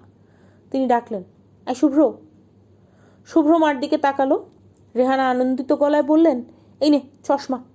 পাওয়া গেছে, বারান্দায় যে ফুলের বড় টবটা আছে ওই টবের পেছনে পড়েছিল। শুভ্র মার হাত থেকে চশমাটা নিতে নিতে মৃদুস্বরে বলল, থ্যাঙ্কস মা। রেহানা বললেন, আমি তো ভেবেই পাচ্ছি না, চশমা ওইখানে গেল কিভাবে? পাওয়া গেছে, এইটাই বড় কথা। মাঝখান থেকে তোর যাত্রা নষ্ট, আর ঘন্টাখানিক আগে পাওয়া গেলে কি ক্ষতি হতো? তোর মন নিশ্চয়ই খারাপ। না মা, মন ঠিক করে ফেলেছি। কিভাবে ঠিক করলি? আমার মন ঠিক করার কিছু নিজস্ব টেকনিক আছে, আমাকে শিখিয়ে দে। আমারও তো প্রায় মন খারাপ থাকে। আমার টেকনিক কাউকে শেখানো যাবে না, উদ্ভট সব টেকনিক। শুনলে তুমি ভাববে আমার মাথা খারাপ। তোর মাথা খানিকটা খারাপ তো বটেই। শোন শুভ্র, তোর রিয়া খালা আসছে, তুই তার সঙ্গে ঘুরে আয়, তোর ভালো লাগবে। ছাদে ঘুরতেই আমার ভালো লাগছে মা। তুই কাপড় চোপড় পরে সুন্দর করে সেজে বসে আছিস, রিয়ার সঙ্গে ঘুরে আয়, তোর ভালো লাগবে। আমি যাব না মা, আমার কোথাও যেতে ইচ্ছে করছে না। দুজন ছাদ থেকে নেমে আসছে। রেহানা বললেন, আমার হাত ধর, হাত ধরে ধরে নাম। হাত ধরতে হবে না মা, এখন চোখে চশমা আছে, সব দেখতে পাচ্ছি। চশমা থাকলে বুঝি আর মার হাত ধরা যায় না? শুভ্র মার হাত ধরে থমকে দাঁড়ালো, নিচু গলায় বলল, মা তুমি আমার চশমাটা লুকিয়ে রেখেছিলে যাতে আমি আমার বন্ধুর বিয়েতে যেতে না পারি। তুমি চাও না আমি আমার দরিদ্র বন্ধুদের সঙ্গে মিশি। ওরা কিন্তু মা আমাকে খুব পছন্দ করে, আমিও ওদের পছন্দ করি। তোমাকে যতটা করি ততটা করি না, কিন্তু করি। রেহানা চট করে কিছু বলতে পারলেন না। চশমার ব্যাপারটা শুভ্র এত সহজে ধরে ফেলবে তা তিনি অনুমান করেননি। শুভ্র বলল, তুমি কি আমার কথায় রাগ করলে মা? রেহানা জবাব দিতে পারলেন না। গাড়ির হর্ন শোনা যাচ্ছে, রিয়া চলে এসেছে। সে গাড়ি থেকে নামছে না, ক্রমাগত হর্ন বাজিয়ে যাচ্ছে। শুভ্র বলল, ছোট খালা চলে এসেছে, চলো মা নিচে যাই। গাড়ির পেছনের সিটে রিয়া গা এলিয়ে বসে আছে। এই অন্ধকারেও সিনেমার নায়িকার মতো কালো চশমায় তার মুখ ঢাকা, চুল বাঁধা নেই, বাতাসে এলোমেলো হয়ে আছে। রিয়া জানালা দিয়ে মুখ বের করে বলল, শুভ্র উঠে আয়। শুভ্র বলল, আমি আজ কোথাও যাব না ছোট খালা। রিয়া ক্লান্ত গলায় বলল, মজুমদার সাহেব গাড়ি স্টার্ট দিন। মজুমদার সাহেব যাকে বলা হলো শুভ্র তাকে আগে কখনো দেখেনি। ভদ্রলোকের মাথা ভর্তি কাঁচা পাকা চুল, ভারী কি চেহারা, চোখে গোল্ডেন ফ্রেমের গোল চশমা। ভদ্রলোক বললেন, উঠে আসুন না, আপনার খারাপ লাগবে না।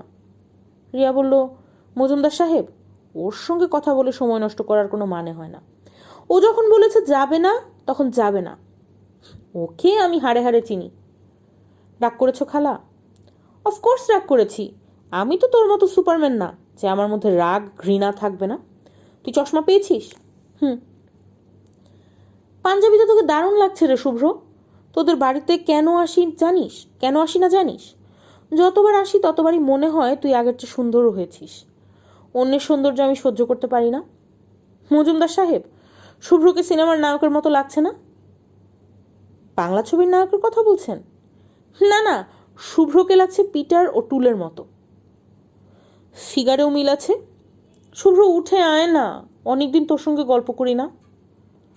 আজ ইচ্ছে করছে না ছোট খালা। তোর জন্য আমি মেয়ে দেখে বেড়াচ্ছি তুই জানিস? 2জন প্রাইমারি সিলেকশন পেয়েছে। তোর মা একজনকে দেখেছিল, আমি বাতিল করে দিয়েছি। ভালো করেছ। তুই আয় শুভ্র, তোর সঙ্গে কথা আছে। না, আজ না। মজুমদার সাহেব গাড়ি স্টার্ট দিলেন। শুভ্র গাড়ি বারান্দায় দাঁড়িয়ে রইল। হঠাৎ করে তার মনে হচ্ছে কিচ্ছু করার নেই। ইদানিং এই অনুভূতি তার ঘন ঘন হচ্ছে। ছোট খালার সঙ্গে চলে গেলেও হতো। না যাওয়ার পেছনে তার প্রধান যুক্তি হলো ছোট খালা রাতে তাকে ফিরতে দিত না, তার থেকে যেতে হতো। অন্যের বাড়িতে থাকতে তার ভালো লাগে না। তার নিজের ধারণা সে অন্ধ। কেন অন্ধ তার পরিচিত জায়গা ছাড়া কোনো অন্ধ তার পরিচিত জায়গা ছাড়া স্বস্তি পায় না, সেও পায় না। দারোয়ান গেট বন্ধ করে এগিয়ে আসছে। এই দারোয়ানের নতুন অ্যাপয়েন্টমেন্ট হয়েছে। দারোয়ান বলল, ভাইজান বাগানে বসবেন, চেয়ার এনে দেব? না। গোমেজ কৌতূহলী চোখে তাকাচ্ছে। কি দেখছে এত আগ্রহ নিয়ে? শুভ্র বলল, কিছু বলবে গোমেজ? জি না। স্যার আপনার চশমা পাওয়া গেছে। হ্যাঁ পাওয়া গেছে। শুভ্র মনে মনে হাসলো। তার চশমা হারানো মনে হচ্ছে বিরাট ঘটনা হয়ে গেছে। কে জানে বাবা অফিস থেকে ফিরেও হয়তো জিজ্ঞেস করবেন, শুভ্র চশমা পাওয়া গেছে? বাবা আজ ফিরতে এত দেরি করছেন কেন? তার অফিসে আবারও কি কোনো সমস্যা হয়েছে? শুভ্র তার জন্য অপেক্ষা করতে লাগলো। বাবার ফিরতে দেরি হলে সে মাঝে মাঝে গেটের কাছে অপেক্ষা করে। অপেক্ষা করতে তার ভালো লাগে। ইয়াজউদ্দিন সাহেব রাত 10টায় ফিরলেন। বাড়িতে তখন এক ধরনের চাঞ্চল্য দেখা দিল। তিনি অফিসের কাপড়ে দোতলায় উঠেন না। একতলায় তিনি গরম পানিতে গোসল সারেন, নতুন এক সেট কাপড় এবং চটি জুতা পায়ে দোতলায় ওঠেন। দোতলায় ওঠা না পর্যন্ত সচরাচর কথা বলেন না। তার সব কিছুই ঘড়ি ধরা। ডিনার খেতে বসেন 9:30-এ, ঘুমোতে যান 10:30টায়। আজ নিয়মে কিছু ওলটপালট হয়েছে। ইয়াজউদ্দিন সাহেব ডাইনিং রুমে ঢুকলেন তখন 10:20 বাজে। শুভ্র একা একা বসে আছে। টেবিলে খাবার দেওয়া হয়েছে। মতি মেয়ে একটু দূরে দাঁড়িয়ে আছে। ইয়াজউদ্দিন সাহেব বললেন, তোমার মা কোথায় শুভ্র? মা শুয়ে আছে বাবা, তার মাথা ধরেছে, রাতে কিছু খাবে না। তোমার না আজ বন্ধুর বিয়েতে যাওয়ার কথা ছিল, যাওনি? না। যাওনি কেন? শুভ্র বাবার দিকে তাকিয়ে হাসলো। ইয়াজউদ্দিন সাহেব এই হাসির অর্থ জানেন। এই হাসির অর্থ হচ্ছে শুভ্র এ প্রসঙ্গে আর কিছু বলতে চায় না। ইয়াজউদ্দিন সাহেব 1 চামচ ভাত নিলেন। 3-4 রকমের তরকারি আছে, কোনোটিই তার মনে ধরছে না। তিনি ডালের বাটির দিকে হাত বাড়ালেন। ডাইনিং রুমে শুধু তিনি এবং শুভ্র। মতি মিয়া চলে গেছে। এবারের নিয়ম হচ্ছে সব খাবার দাবার টেবিলে সাজিয়ে কাজের লোকরা দূরে সরে যাবে। এই নিয়ম ইয়াজউদ্দিন সাহেবের করা। তিনি তার জরুরি কথাবার্তা যা বলার তা খাবার টেবিলেই বলেন। তিনি চান না বাইরের কেউ এসব কথাবার্তা শুনুক। শুভ্র, জি? তোমাদের রেজাল্ট কবে হবে? তুমি কিছু জানো? খুব শিগগিরই হবার কথা। এখন কি করবে কিছু ভেবেছ? না। দেশের বাইরে গিয়ে যদি পড়াশোনা করতে চাও করতে পারো। আমার বাইরে কোথাও যেতে ইচ্ছে করছে না। কেন? শুভ্র আবারও হাসলো। ইয়াজউদ্দিন সাহেব বললেন, পড়াশোনা করার জন্য যেতে না চাও, বেড়াবার জন্য যাও। এরপর আর সময় পাবে না। সময় পাবো না কেন? আমি অবসর নেব বলে ভাবছি। এক জীবনে প্রচুর পরিশ্রম করেছি, এখন আর আগের মতো পরিশ্রম করতে পারি না। পরিশ্রম করতে ভালোও লাগে না। এক জীবনে সঞ্চয় যা করেছি তা আমার কাছে যথেষ্ট বলেই মনে হয়। তোমাকে এই সঞ্চয় আমি বাড়াতে বলছি না। তুমি যা আছে তা শুধু ঠিক রাখবে। শুভ্র সহজভাবে বলল, তোমার কত টাকা আছে বাবা? চট করে বলতে পারবো না। তবে আমাকে দেখে বা আমার জীবনযাপন পদ্ধতি দেখে আমার অর্থবিত্ত সম্পর্কে ধারণা করা সম্ভব না। আমি খুব লো প্রোফাইল মেনটেন করি। তুমি বলতে চাচ্ছ তোমার প্রচুর টাকা? হ্যাঁ। টাকা তোমার কাছে কখনো ঝামেলা বলে মনে হয়নি? টাকা ঝামেলা মনে হবে কেন? টাকার অভাবই ঝামেলা বলে মনে হয়েছে। শুভ্র কিছু বলতে গিয়েও বলল না, থেমে গেল। ইয়াজউদ্দিন সাহেব শান্ত স্বরে বললেন, তুমি কি কিছু বলতে চাচ্ছ? না। বলতে চাইলে বলতে পারো। আমি তোমার সঙ্গে ফ্রি ডিসকাশন করতে চাই। দেখো শুভ্র, আমি কঠোর পরিশ্রম করে টাকা করেছি। আমি মদ খাই না, জুয়া খেলি না, রিল্যাক্স করার জন্য বিদেশের নাইট ক্লাবে যাই না। কঠিন নিয়ম শৃঙ্খলায় জীবনযাপন করেছি। কেন করেছি বলে তোমার ধারণা? কোনো বিশেষ উদ্দেশ্য নিয়ে করনি। তোমার স্বভাবই হচ্ছে এরকম। এক এক মানুষ এক এক রকম। ইয়াজউদ্দিন সাহেব বেশ কিছুক্ষণ ভ্রু কুঁচকে ছেলের দিকে তাকিয়ে রইলেন। প্রসঙ্গ পরিবর্তন করলেন। হালকা গলায় বললেন, তোমার মা তোমাকে বিয়ে দিতে চাচ্ছেন। ওই দিন কি এক মেয়ের কথা বললেন? বিয়ের ব্যাপারে তুমি কি কিছু ভাবছো? না, কিছু ভাবছি না। তোমার পছন্দের কেউ কি আছে? থাকলে বলতে পারো। শুভ্র হাসল। ইয়াজউদ্দিন সাহেব টেবিল ছেড়ে উঠে দাঁড়ালেন। মতি মিয়া অপেক্ষা করছিল। টিকোজি ঢাকা চায়ের পট নিয়ে ঢুকল। ইয়াজউদ্দিন সাহেব ডিনারের পর হালকা লিকারের এক কাপ চা খান। শুভ্র বাবার পেছনে দাঁড়িয়ে আছে। বাবার হাত ধোয়া হলে সে হাত ধোবে। শুভ্র বলল, বাবা, তোমাকে একটা কথা বলা বোধহয় দরকার। বাবা, আমি স্বাভাবিক জীবনযাপন করতে চাই। আমার টাকা পয়সার দরকার নেই। আমি তোমার কথা বুঝতে পারছি না। তুমি কি এ বাড়িতে অস্বাভাবিক জীবনযাপন করছো? শুভ্র চুপ করে রইল। ইয়াজউদ্দিন তীক্ষ্ণ গলায় বললেন, তোমার কি ভবিষ্যতে কোনো পরিকল্পনা আছে? হ্যাঁ আছে। আমি কি জানতে পারি? অন্য আরেকদিন বলবো বাবা। আজ বলতে সমস্যা কি? আজ তুমি আমার কথা মন দিয়ে শুনবে না। যে কোনো কারণেই হোক আজ তুমি উত্তেজিত। এসো চা খাই। দুজনে নিঃশব্দে চায়ের পেয়ালা হাতে বসলো। ইয়াজউদ্দিন সাহেব কোনো একটা মজার কথা বলতে চাচ্ছেন, হালকা কোনো রসিকতা, অ্যানেকডোটস। চায়ের টেবিলে এই কাজটা তিনি প্রায়ই করেন। আশ্চর্য, কোনো রসিকতা মনে পড়ছে না। তিনি আসলেই উত্তেজিত। মতি মিয়া। মতি এসে দাঁড়ালো। মতিকে কি জন্য ডেকেছেন ইয়াজউদ্দিন সাহেব মনে করতে পারলেন না। কটা বাজে মতি? মতি বিস্মিত হয়ে তাকাচ্ছে। প্রশ্নটা অর্থহীন। ইয়াজউদ্দিন সাহেবের হাতে ঘড়ি আছে, দেয়ালে ঘড়ি। এবারের এমন কোনো ঘর নেই যেখানে দেয়ালে ঘড়ি টিকটিক করছে না। স্যার 11টা বাজে। আচ্ছা যাও। শুভ্র বলল, বাবা, তোমার কি শরীর খারাপ লাগছে? তুমি ঘামছো। শরীর খারাপ লাগছে না, গরম লাগছে। তুমি কি আমার সঙ্গে খানিকক্ষণ বারান্দায় বসবে? অবশ্যই বসবো। অনেকদিন তোমার সঙ্গে কথা হয় না। আমি নিজে ব্যস্ত থাকি, তুমিও সম্ভবত ব্যস্ত থাকো। আমি তো ব্যস্ত থাকি না। আমার আসলে কিছু করার নেই। আমি শুনেছি সারাদিন তুমি বাসায় থাকো না। কি করো? রাস্তায় রাস্তায় ঘুরি বাবা। কেন? কারণ নেই কোনো, এমনি। কলাবাগানের এক বাসায় তুমি যাও, প্রায়ই যাও। কার বাসা? শুভ্র সহজ গলায় বলল, তুমি কি করে জানলে বাবা? ইয়াজউদ্দিন খানিকটা অস্বস্তির সঙ্গে বললেন, আমাকে খোঁজ খবর রাখতে হয়। তুমি পৃথিবী সম্পর্কে অনভিজ্ঞ, যে কোনো সময় ঝামেলায় পড়তে পারো। বাবা হিসেবে এতটুকু সাবধানতা নেওয়া অন্যায় নয় নিশ্চয়ই। নেওয়া অন্যায়ের কথা বলছি না, আমার মজা লাগছে তাই জিজ্ঞেস করছি। তুমি কোথায় যাও না যাও সে সম্পর্কে একটা রিপোর্ট দেবার জন্যে আমি একজনকে বলেছিলাম। সে রিপোর্ট দিয়েছে। পড়তে চাও? না। কলাবাগানে তুমি যে বাসায় যাও সেটা কার বাসা? রিপোর্টে কি লেখা নেই? লেখা আছে, তবু তোমার মুখ থেকে শুনতে চাই। সাবেরের বাসা। সাবের কলেজে আমার সঙ্গে পড়তো। আইএ পাশ করার পর মারা যায়। আমি ওই বাসায় যাই সাবেরের বাবার সঙ্গে গল্প করার জন্যে। ওনার নাম মাহিন।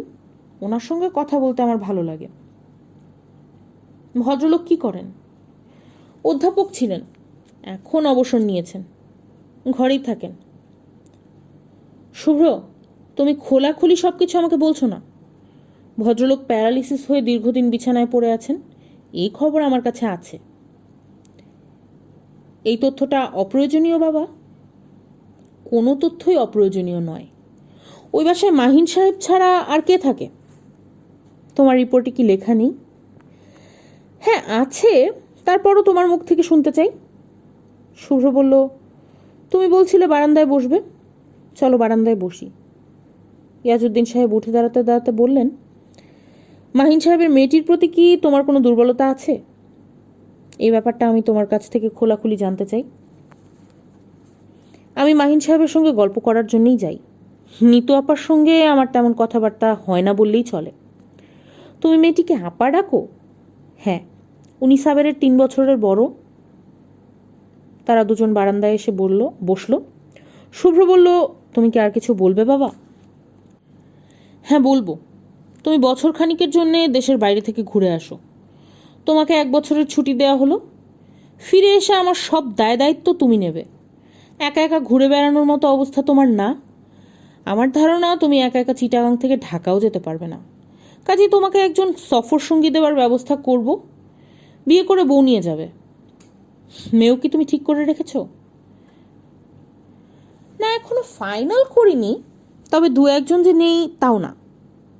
আমি আগেই বলেছি, এখনো বলছি, তোমার নিজের কোনো পছন্দের মেয়ে থাকলে বলতে পারো। তোমার মতামত গুরুত্বের সঙ্গে বিবেচনা করা হবে। রাত অনেক হয়েছে, যাও শুভ্র, পড়ো। আমার নিজেরও ঘুম পাচ্ছে। ইয়াজউদ্দিন সাহেব উঠে পড়লেন। তিনি অবশ্যই সরাসরি তার শোবার ঘরে ঢুকলেন না, শোবার ঘরের লাগোয়া স্টাডি রুমে ঢুকলেন। নিয়মের ব্যতিক্রম হওয়ায় ঘুম চলে গেছে। সময় মতো ঘুমোতে না গেলে তার বড় ধরনের সমস্যা হয়। ঘুম ঘুম ভাব থাকে, কিন্তু ঘুম আসে না। ঘুম ভাব নিয়ে বিছানায় শুয়ে থাকার কোনো মানে হয় না। তিনি শুভ্রর উপর তৈরি করা রিপোর্ট নিয়ে বসলেন। যাকে রিপোর্ট তৈরি করতে দিয়েছিলেন তাকে মনে মনে কয়েকবার গাধা বলে গালি দিলেন। তার মনে হলো রিপোর্টের কিছু কিছু জায়গা বানানো। রিপোর্টের শুরুতেই লেখা, শুভ্র সাহেব বাড়ি থেকে বের হয়েই 1 প্যাকেট সিগারেট কিনলেন। শুভ্র তা করবে না, সে সিগারেট খায় না। অবশ্যই হতে পারে যে অন্য কারো জন্যে কিনেছে, মাহিন নামের ওই ভদ্রলোকের জন্যে। রেহানা স্টাডি রুমে ঢুকলেন। অবাক হয়ে বললেন, এত রাতে এখানে বসে আছো কেন? ঘুমোবে না? ঘুমোবো। এসো শুয়ে পড়ি। আমার নিজের শরীরও ভালো নয়, জ্বর এসেছে বলে মনে হয়। ইয়াজউদ্দিন সাহেব উঠে দাঁড়ালেন, ক্লান্ত গলায় বললেন, আচ্ছা, শুভ্র কি সিগারেট খায়? না। তুমি নিশ্চিত সে খায় না? রেহানা হাসি মুখে বললেন, ও কি করে না করে আমি জানবো না? ইয়াজউদ্দিন বিরক্ত গলায় বললেন, না, ও কি করে না করে তুমি জানো না। গলির ভেতর গাড়ি ঢোকে না। শুভ্র গাড়ি রেখে হেঁটে হেঁটে জাহেদের বাসার সামনে এলো। জাহেদের বাসায় কোনো কলিং বেল নেই। অনেকক্ষণ দরজার কড়া নাড়তে হয়। আজ কড়া নাড়তে হলো না। বাড়ির বারান্দায় কাঠের চেয়ারে জাহেদ বসে আছে। তাকে দেখে মনে হচ্ছে তার উপর দিয়ে একটা ঝড় বয়ে গেছে। সে এখনো ঝড় কাটিয়ে উঠতে পারেনি। ঝড়ের সূত্রপাত হয় গত রাতে। বিয়ের পর রাত 11টার দিকে কেয়াকে নিয়ে ছোট মামার বাড়িতে এসে উঠল। তার আশা ছিল নতুন বউ কেউ কিছু বলবে না। নিতান্ত হৃদয়হীন মানুষও নতুন বউয়ের সামনে হৃদয়হীনতা দেখাবে না। তাছাড়া মিজান সাহেব হৃদয়হীন নন। হৃদয়হীন হলে দীর্ঘদিন জাহেদকে পুষতেন না। কেয়াকে গাড়ি থেকে নামানোর পর মিজান সাহেব যে কাজটা করলেন তাকে কোনো রকম নিয়মের মধ্যে ফেলা যায় না। তিনি শীতল গলায় বললেন, জাহেদ, তোকে বউ নিয়ে এ বাড়িতে উঠতে নিষেধ করেছিলাম, তুই কি মনে করে উঠলি? জাহেদ বলল, কাল চলে যাব মামা। কালের কথা তো হয়নি, তুই এখন যাবি, এই মুহূর্তে যাবি। মনোয়ারা বললেন, আচ্ছা তুমি চুপ করো, ও বউ নিয়ে ঘরে বসুক। মিজান সাহেব স্ত্রীর দিকে তাকিয়ে বললেন, শাট আপ, কোনো কথা বললে খুন করে ফেলবো। জাহেদ, তুই এক্ষুনি বউ নিয়ে বিদায় হ, এক্ষুনি। তিনি তাকাচ্ছেন অদ্ভুত ভঙ্গিতে, তার চোখ লাল, ঘন ঘন নিঃশ্বাস পড়ছে। তিনি থু করে একদলা থুতুও ফেললেন। জাহেদ বলল, গাড়ি চলে গেছে মামা, রাতও অনেক হয়েছে, 12টার মতো বাজে। মিজান সাহেব হুঙ্কার দিয়ে বললেন, গাড়ি ছাড়া তুই নড়তে পারিস না? কবে থেকে নবাব হয়েছিস? নবাবই কবে থেকে শিখেছিস? গাড়ি না থাকে রিকশায় যাবি, রিকশা না থাকলে হেঁটে যাবি, হারামজাদা কোথাকার। মনোয়ারা কাঁদো কাঁদো গলায় বললেন, কি হয়েছে তোমার? এরকম করছো কেন? ঘরে এসে বসো তো। তিনি এসে স্বামীর হাত ধরলেন। মিজান সাহেব ঝটকা মেরে হাত সরিয়ে দিলেন, হুঙ্কার দিয়ে বললেন, চুপ কর মাগি, তুই কোনো কথা বলবি না, আমি তোর সাথে বহাস করছি না।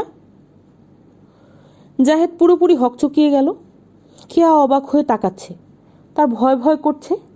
এ কি ভয়ঙ্কর অবস্থা। জাহেদ বলল, কেয়া তুমি এখানে দাঁড়াও, আমি একটা বেবি ট্যাক্সি নিয়ে আসি। মিজান সাহেব সহজ গলায় বললেন, দাঁড়িয়ে থাকবে কেন, একটা চেয়ার এনে দে, বসুক, তুই গিয়ে বেবি ট্যাক্সি নিয়ে আয়। কেয়া বারান্দায় কাঠের চেয়ারে জড়সড় হয়ে বসে রইল। জাহেদ গেল বেবি ট্যাক্সি আনতে। এই অবস্থা হবে জানলে শুভ্রের মাইক্রোবাসটা রেখে দিত। কেয়াকে নিয়ে সে এত রাতে যাবে কোথায় বুঝতে পারছে না।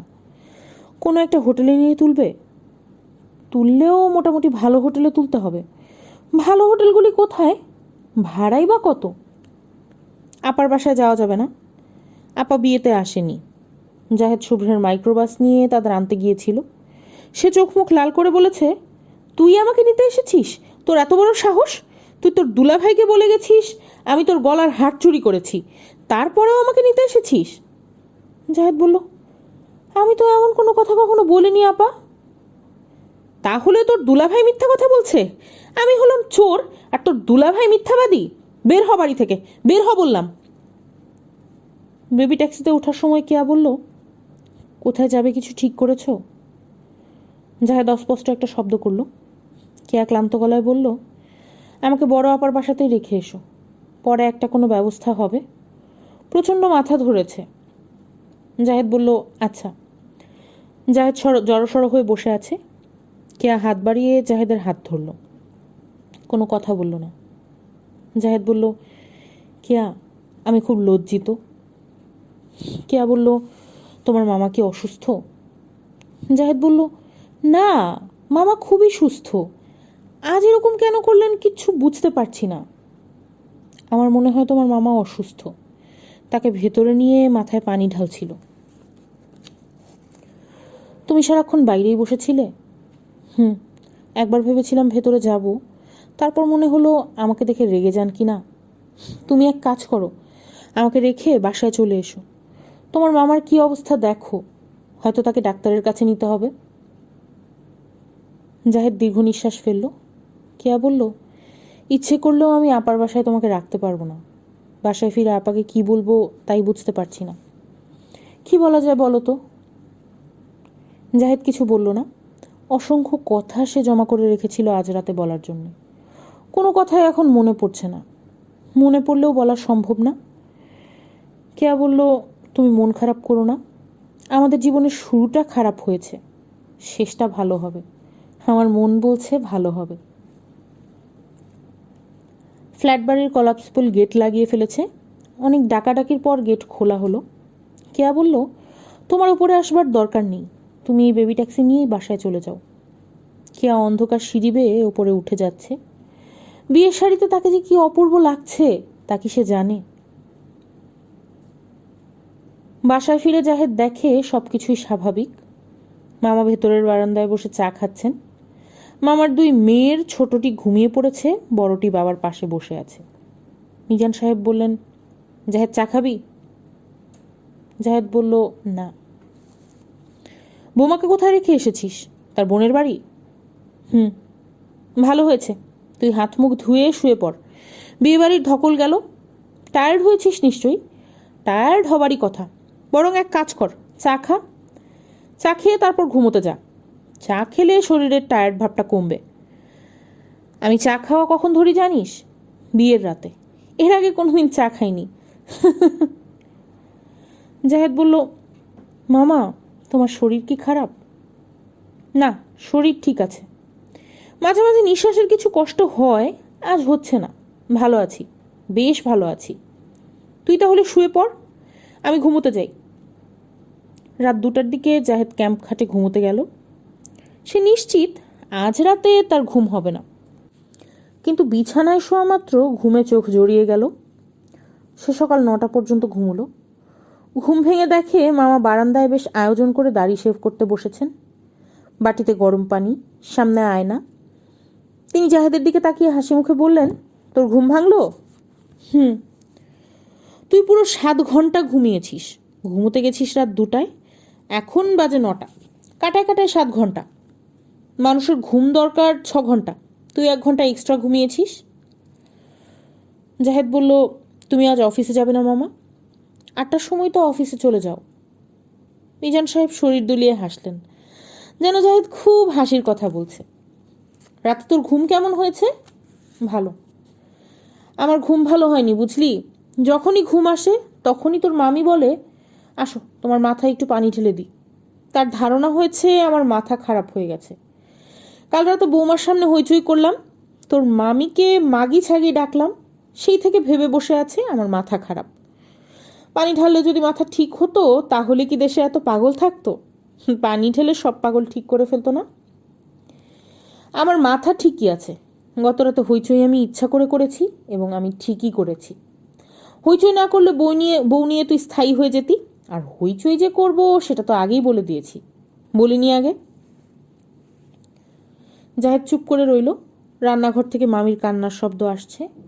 বড় মেয়েটা মাঝে মাঝে বারান্দায় এসে বাবাকে উকি দিয়ে দেখে চট করে সরে যাচ্ছে। মনে হচ্ছে সে খুব ভয় পেয়েছে। মামার মাথা সত্যি সত্যি খারাপ হয়ে গেছে কিনা জাহেদ বুঝতে পারছে না। কথা বেশি বলছেন, ক্রমাগতই কথা বলছেন। ক্রমাগত কথা বলা কি পাগলের লক্ষণ? হতে পারে। মিজান সাহেব দাড়ি শেভ করে টিফিন বক্সে খাবার নিয়ে অফিসে রওনা হয়ে গেলেন। স্বাভাবিক মানুষ। মোড়ের দোকান থেকে একটা সিগারেট কিনলেন, পান কিনলেন। 1টার দিকে অফিসের 2জন সহকর্মী তাকে বাসায় নিয়ে এলেন। তারা বিব্রত ভঙ্গিতে বললেন, ওনার শরীরটা বোধ হয় আজ ভালো না, কয়েকদিন বিশ্রাম করা দরকার। জাহেদ বলল, কি হয়েছে? তারা বললেন, তেমন কিছু না, একটু মাথা গরমের মতো হয়েছে। কয়েকটা জরুরি ফাইল ছিঁড়ে ফেলেছেন। আমরা ডাক্তারের কাছে নিয়ে গিয়েছিলাম, ঘুমের ওষুধ দিয়েছে, ওষুধ খাইয়ে দিয়েছি। ভালো ঘুম হলে সব ঠিক হয়ে যাবে। বিছানায় শুয়ে রাখুন, ঘুমিয়ে পড়বেন। বেবি ট্যাক্সিতেও ঘুমোচ্ছিলেন। মিজান সাহেব তখন থেকেই ঘুমোচ্ছেন। মনোয়ারা কাঁদতে কাঁদতে চোখ ফুলিয়ে ফেলেছেন। মেয়েরা এখনও কিছু জানে না, তারা স্কুলে। জাহেদ বারান্দায় কাঠের চেয়ারে চুপচাপ বসে আছে। কেয়ার খোঁজে একবার যাওয়া উচিত, তাও যায়নি। শুভ্রকে আসতে দেখে সে উঠে দাঁড়ালো। শুভ্র বলল, তোর কি হয়েছে, এমন লাগছে কেন? জাহেদ বলল, মনটা খুব খারাপ, মামার শরীরটা ভালো না। কি হয়েছে? বুঝতে পারছি না কি হয়েছে। শুভ্র ইতস্তত করে বলল, তোর বিয়েতে আসতে পারিনি, কিছু মনে করিসনি তো? চশমা খুঁজে পাচ্ছিলাম না। বিয়ের অনুষ্ঠান কেমন হয়েছে? অনুষ্ঠান আবার কি? আমি 3বার কবুল কবুল বললাম, কেয়া 3বার বলল, ব্যাস মামলা ডিসমিস। চা খাবি শুভ্র? খাবো। বাসায় চা খাওয়ানোর কোনো উপায় নেই। মামি সিরিয়াস কান্নাকাটি করছে। চল মোড়ের দোকানটায় চা খাবো।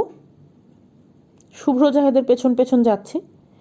বিয়েতে সে উপস্থিত হতে না পারায় জাহেদ যে রাগ করেনি তাতেই শুভ্র আনন্দিত। জাহেদ, কেয়া কোথায়? কেয়ার সঙ্গে একটু দেখা করব ভেবেছিলাম। ও তার বোনের বাসায়।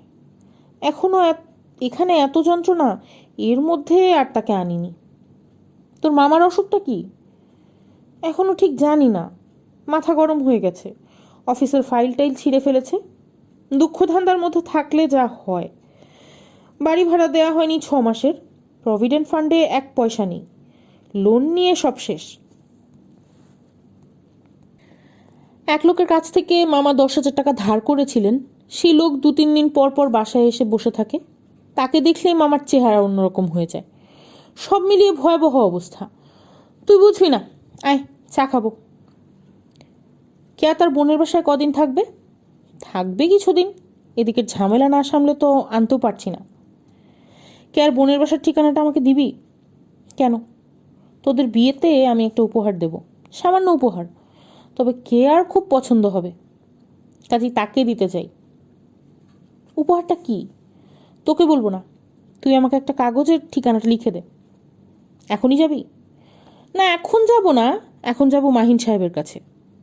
সাবেরের বাবা মাহিন সাহেব, আমি প্রায়ই ওনার কাছে যাই। জাহেদ চায়ের কাপে চুমুক দিতে দিতে বলল, জানি তুই মোটামুটি একটা স্ট্রেঞ্জ চরিত্র। আরেক কাপ চা খাবি শুভ্র? চাটা ভালো হয়েছে, খা আরেক কাপ। বলবো দিতে? বল। তোর মাইক্রোবাসের ড্রাইভারকে ওই দিন কোনো বকশিস টকশিস দেয়নি, দেওয়া উচিত ছিল। বেচারা নিশ্চয়ই এক্সপেক্ট করছে। টাকাই নেই, বকশিস কী দেব? খেতে বললাম, খেলো না। বড়লোকের ড্রাইভার গরিবের বাড়িতে বোধহয় খায়ও না। বেশি জোরাজুরি করতেও সাহস হলো না। শুভ্র কিছু বলল না। সে নিঃশব্দে চায়ের কাপে চুমুক দিচ্ছে। সে জাহেদের জন্য 2000 টাকা নিয়ে এসেছে। কিভাবে তাকে দেবে বুঝতে পারছে না। তার লজ্জা লজ্জা লাগছে। জাহেদ আবার যদি কিছু মনে করে। শুভ্র শেষ পর্যন্ত টাকা না দিয়েই চলে এলো। জাহেদ তাকে এগিয়ে দিতে গাড়ি পর্যন্ত এলো এবং এক সময় বলল, তুই যে কত ভালো একটা ছেলে তা কি জানিস?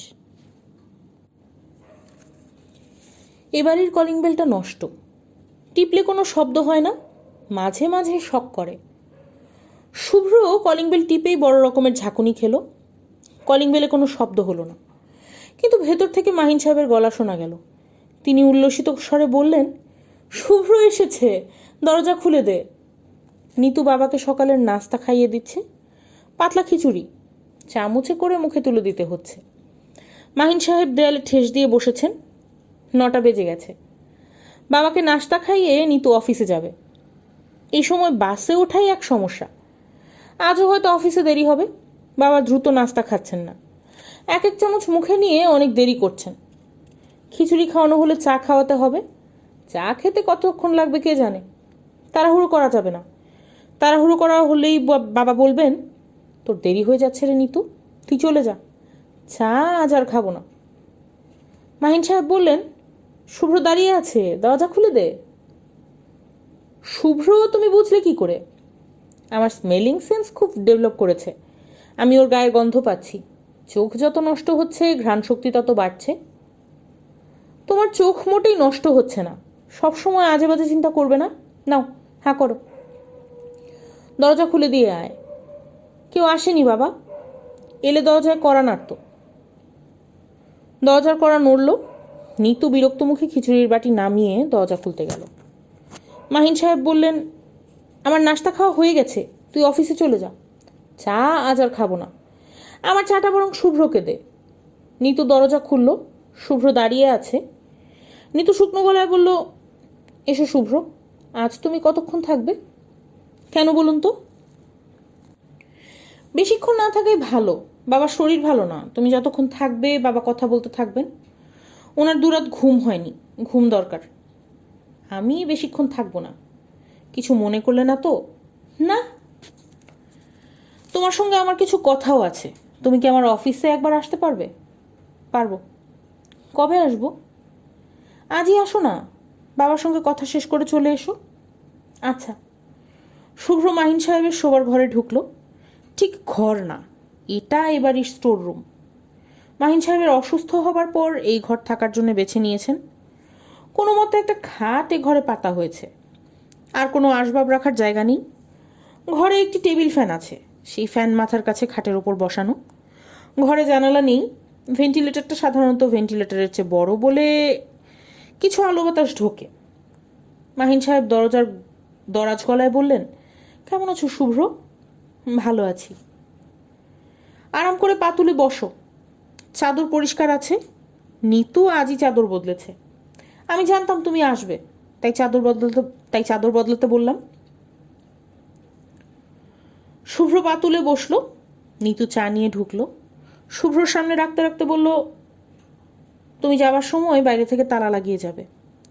কয়েকদিন অফিসে যাবার সময় বাসায় তালা দিয়ে যেতে হচ্ছে। বাসায় বাবা ছাড়া কেউ নেই। বাড়িওয়ালার কাছে একটা চাবি আছে, তিনি একবার এসে খোঁজ নিয়ে যান। তালা আমাদের বসার ঘরে টেবিলের ওপর আছে। শুভ্র, পরে তোমার সঙ্গে দেখা হবে। জি আচ্ছা। মাহিন সাহেব উজ্জ্বল চোখে তাকিয়ে আছেন। তার মাথা ভর্তি ধবধবে সাদা চুল। 2 সপ্তাহ শেভ করা হচ্ছে না বলে মুখে খোঁচা খোঁচা দাড়ি। গায়ের চাদরও সাদা রঙের বলে তাকে ঋষি ঋষি দেখাচ্ছে। চায় চিনি হয়েছে শুভ্র? হয়েছে। আপনার শরীর আজ কেমন? অসম্ভব ভালো। রাতে নাকি ঘুম হয়নি? রাতে আমার কখনো ঘুম হয় না, এরা জানে না। এই বয়সে ঘুম না হওয়া কোনো বড় ব্যাপার না।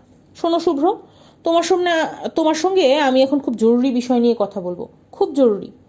আমি একটা সিদ্ধান্ত নিয়েছি। সিদ্ধান্ত তোমাকে জানাবো, খুব মন দিয়ে শোনো। আপনার সব কথাই আমি খুব মন দিয়ে শুনি। একমাত্র তুমিই শোনো, আর কেউ শোনে না। দেখো শুভ্র, আমি এই সংসারে উপদ্রবের মতো আছি। পক্ষাঘাত সারাবার কোনো সম্ভাবনা নেই। অবস্থা দিন দিন খারাপ হচ্ছে। আগে বা হাতটা নাড়াতে পারতাম, এখন তাও পারি না। শরীর সুস্থ হলে মনও অসুস্থ হয়। আমার মনও এখন অসুস্থ। রাত দিন চেঁচামেচি করি।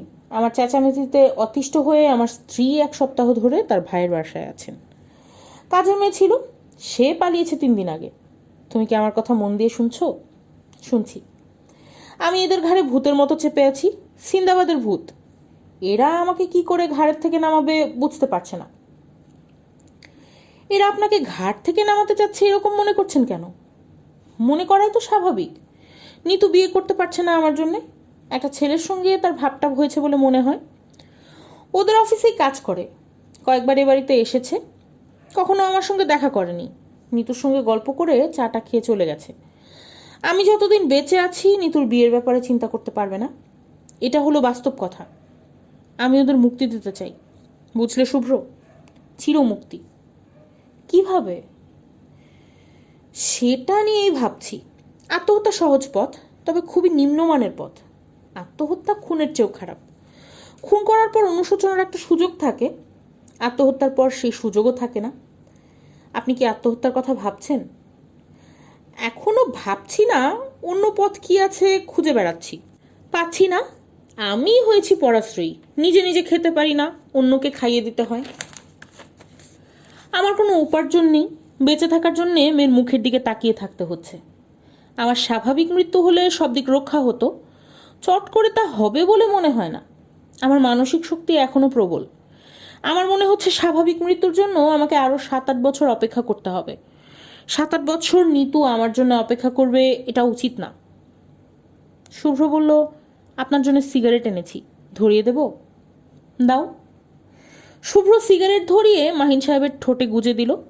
তিনি ধোয়া ছেড়ে তৃপ্তির গলায় বললেন, বেঁচে থাকতে আমার এখনো ইচ্ছে করে। এই যে ধোয়ার সঙ্গে নিকোটিন নিচ্ছি, শরীর আরাম পাচ্ছে।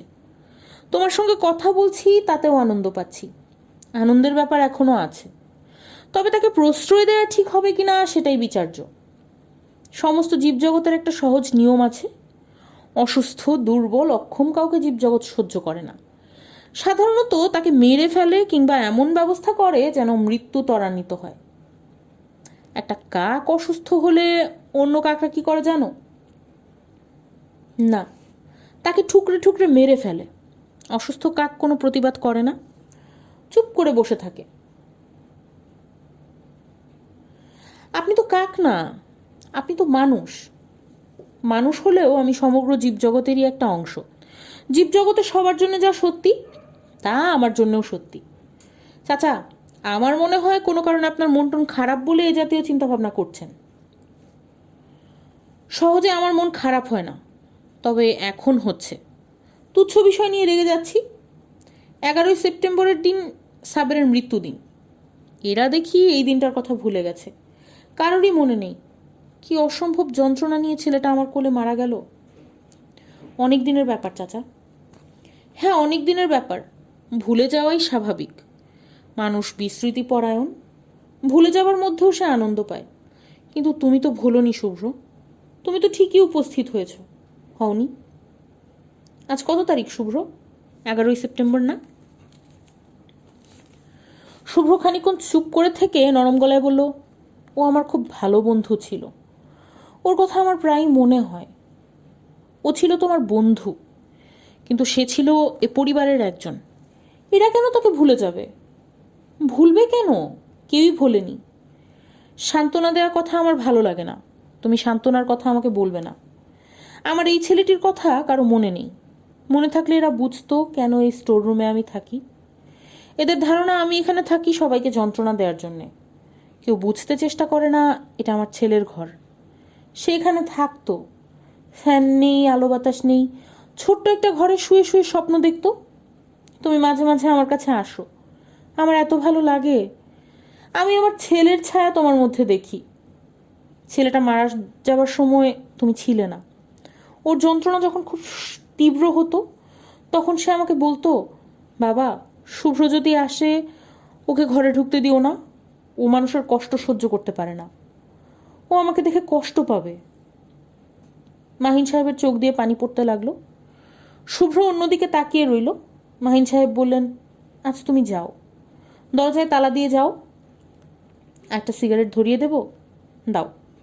শুভ্র আরেকটি সিগারেট ধরিয়ে মাহিন সাহেবের ঠোঁটে গুজে দিল। চাচা যাই? আচ্ছা যাও। May God be always with you. Nitu মাথা নিচু করে টাইপ করে যাচ্ছে। সেকশনাল ইনচার্জ পরিমল বাবু একগাদা কাগজ ধরিয়ে দিয়ে বলেছেন, লাঞ্চের আগে শেষ করতে পারবেন না? নিতু হতাশ চোখে কাগজগুলির দিকে তাকিয়েছে। লাঞ্চের আগে শেষ করার প্রশ্নই ওঠে না, মুখের ওপর না বলাও সম্ভব না। একটু স্পিডে টাইপ করে যান। মন লাগিয়ে স্পিডে টাইপ করলে লাঞ্চের আগেই পারবেন। 3টা করে কপি করবেন। নিতু কথা বলে সময় নষ্ট করলো না, টাইপ শুরু করলো। তার স্পিড ভালো, কিন্তু আজ স্পিড উঠবে না। শুভ্র চলে আসতে পারে। আজ না এলে ভালো হতো। যদি আসে, এসে কি করবে? চলে যেতে বলবে? অন্য একদিন আসতে বলবে? শুভ্রের সঙ্গে কথা বলা দরকার। 1 ঘন্টা নিতু সমান তালে টাইপ করে গেল, মুহূর্তের জন্যও থামলো না। এখনও একগাদা কাগজ সামনে। 5 জন টাইপিস্ট আছে। কাগজগুলি সবার মধ্যে ভাগ করে দেয়া যেত। নিতু আপা। নিতু মুখ তুলে তাকালো, ছোট্ট নিঃশ্বাস ফেলে বলল, তুমি এসেছো? জি। চলো ক্যান্টিনে গিয়ে বসি। নিতু উঠে দাঁড়ালো। পাশের টেবিলের ইদ্রিস সাহেবকে বলে গেল সে ক্যান্টিনে গেছে, কিছুক্ষণের মধ্যেই ফিরবে। তালাবদ্ধ করে এসেছো শুভ্র? জি। অসুস্থ একজন মানুষকে তালাবন্ধ করে রেখে আসতে হচ্ছে, চিন্তা করতেই খারাপ লাগে। ব্যবস্থাটা অবশ্যই সাময়িক। ক্যান্টিন ফাঁকা। নিতু কোনার দিকের একটা চেয়ারে বসলো। নোংরা ক্যান্টিন, মনে হচ্ছে 3-4 দিন ধরে মেঝে ঝাড় দেওয়া হচ্ছে না। টেবিলে টেবিলে চায়ের কাপ, মাছি উঠছে। কিছু খাবে শুভ্র? জি না। এরা খুব ভালো সিঙ্গারা বানায়, আমি লাঞ্চের 2টা সিঙ্গারা আর 1 কাপ চা খাই, খেয়ে দেখো না। আচ্ছা বলুন, সিঙ্গারা দিতে বলুন। নিতু উঠে গিয়ে সিঙ্গারা নিয়ে এলো। শুধু সিঙ্গারা নয়, 1 বোতল পেপসিও আছে। শুভ্র, পেপসি খাও তো তুমি? জি খাই। খুব ঠান্ডা হবে না, সিঙ্গারা খেয়ে পেপসিটা খাও। এখানকার পানি ভালো না। কি জন্য ডেকেছেন আপা? বাবার সম্পর্কে তোমার সঙ্গে আলাপ করবার জন্যে। তুমি তো প্রায়ই বাবার সঙ্গে কথা বলো, আজও বললে। কিছু বুঝতে পারছো? কোনো পরিবর্তন লক্ষ্য করেছো? জি না। কি পরিবর্তনের কথা বলছেন? বাবার মাথা ঠিক নেই শুভ্র। বাসার তালা দিয়ে আসার এও একটা কারণ। আমাদের বাড়িতে এমন কিছু মহামূল্যবান কোহিনূর নেই যে ঘর তালাবদ্ধ করে আসতে হবে। বাবার মাথা পুরোপুরি নষ্ট হয়ে গেছে। উনি কি করেন? এখনও কিছু করছেন না, তবে খুব শিগগিরই করবেন। বাবা হুট করে কিছু করেন না, কোনো একটা বিষয় নিয়ে দীর্ঘদিন চিন্তাভাবনা করেন, তারপর কাজটা করেন। তখন হাজার যুক্তি দিয়েও তাকে টলানো যায় না। এখন তিনি কি ভাবছেন শুনবে? এখন ভাবছেন তিনি আমাদের ঘাড়ে সিন্দাবাদের ভূতের মতো চেপে আছেন। তিনি আমাদের মুক্তি দিতে চান। তোমাকেও নিশ্চয়ই বলেছেন? হ্যাঁ বলেছেন। মার সঙ্গে এই নিয়ে ঝগড়া হলো, মা কান্নাকাটি করে বাসা ছেড়ে চলে গেছেন। এখন মা ছোট মামার সঙ্গে আছেন।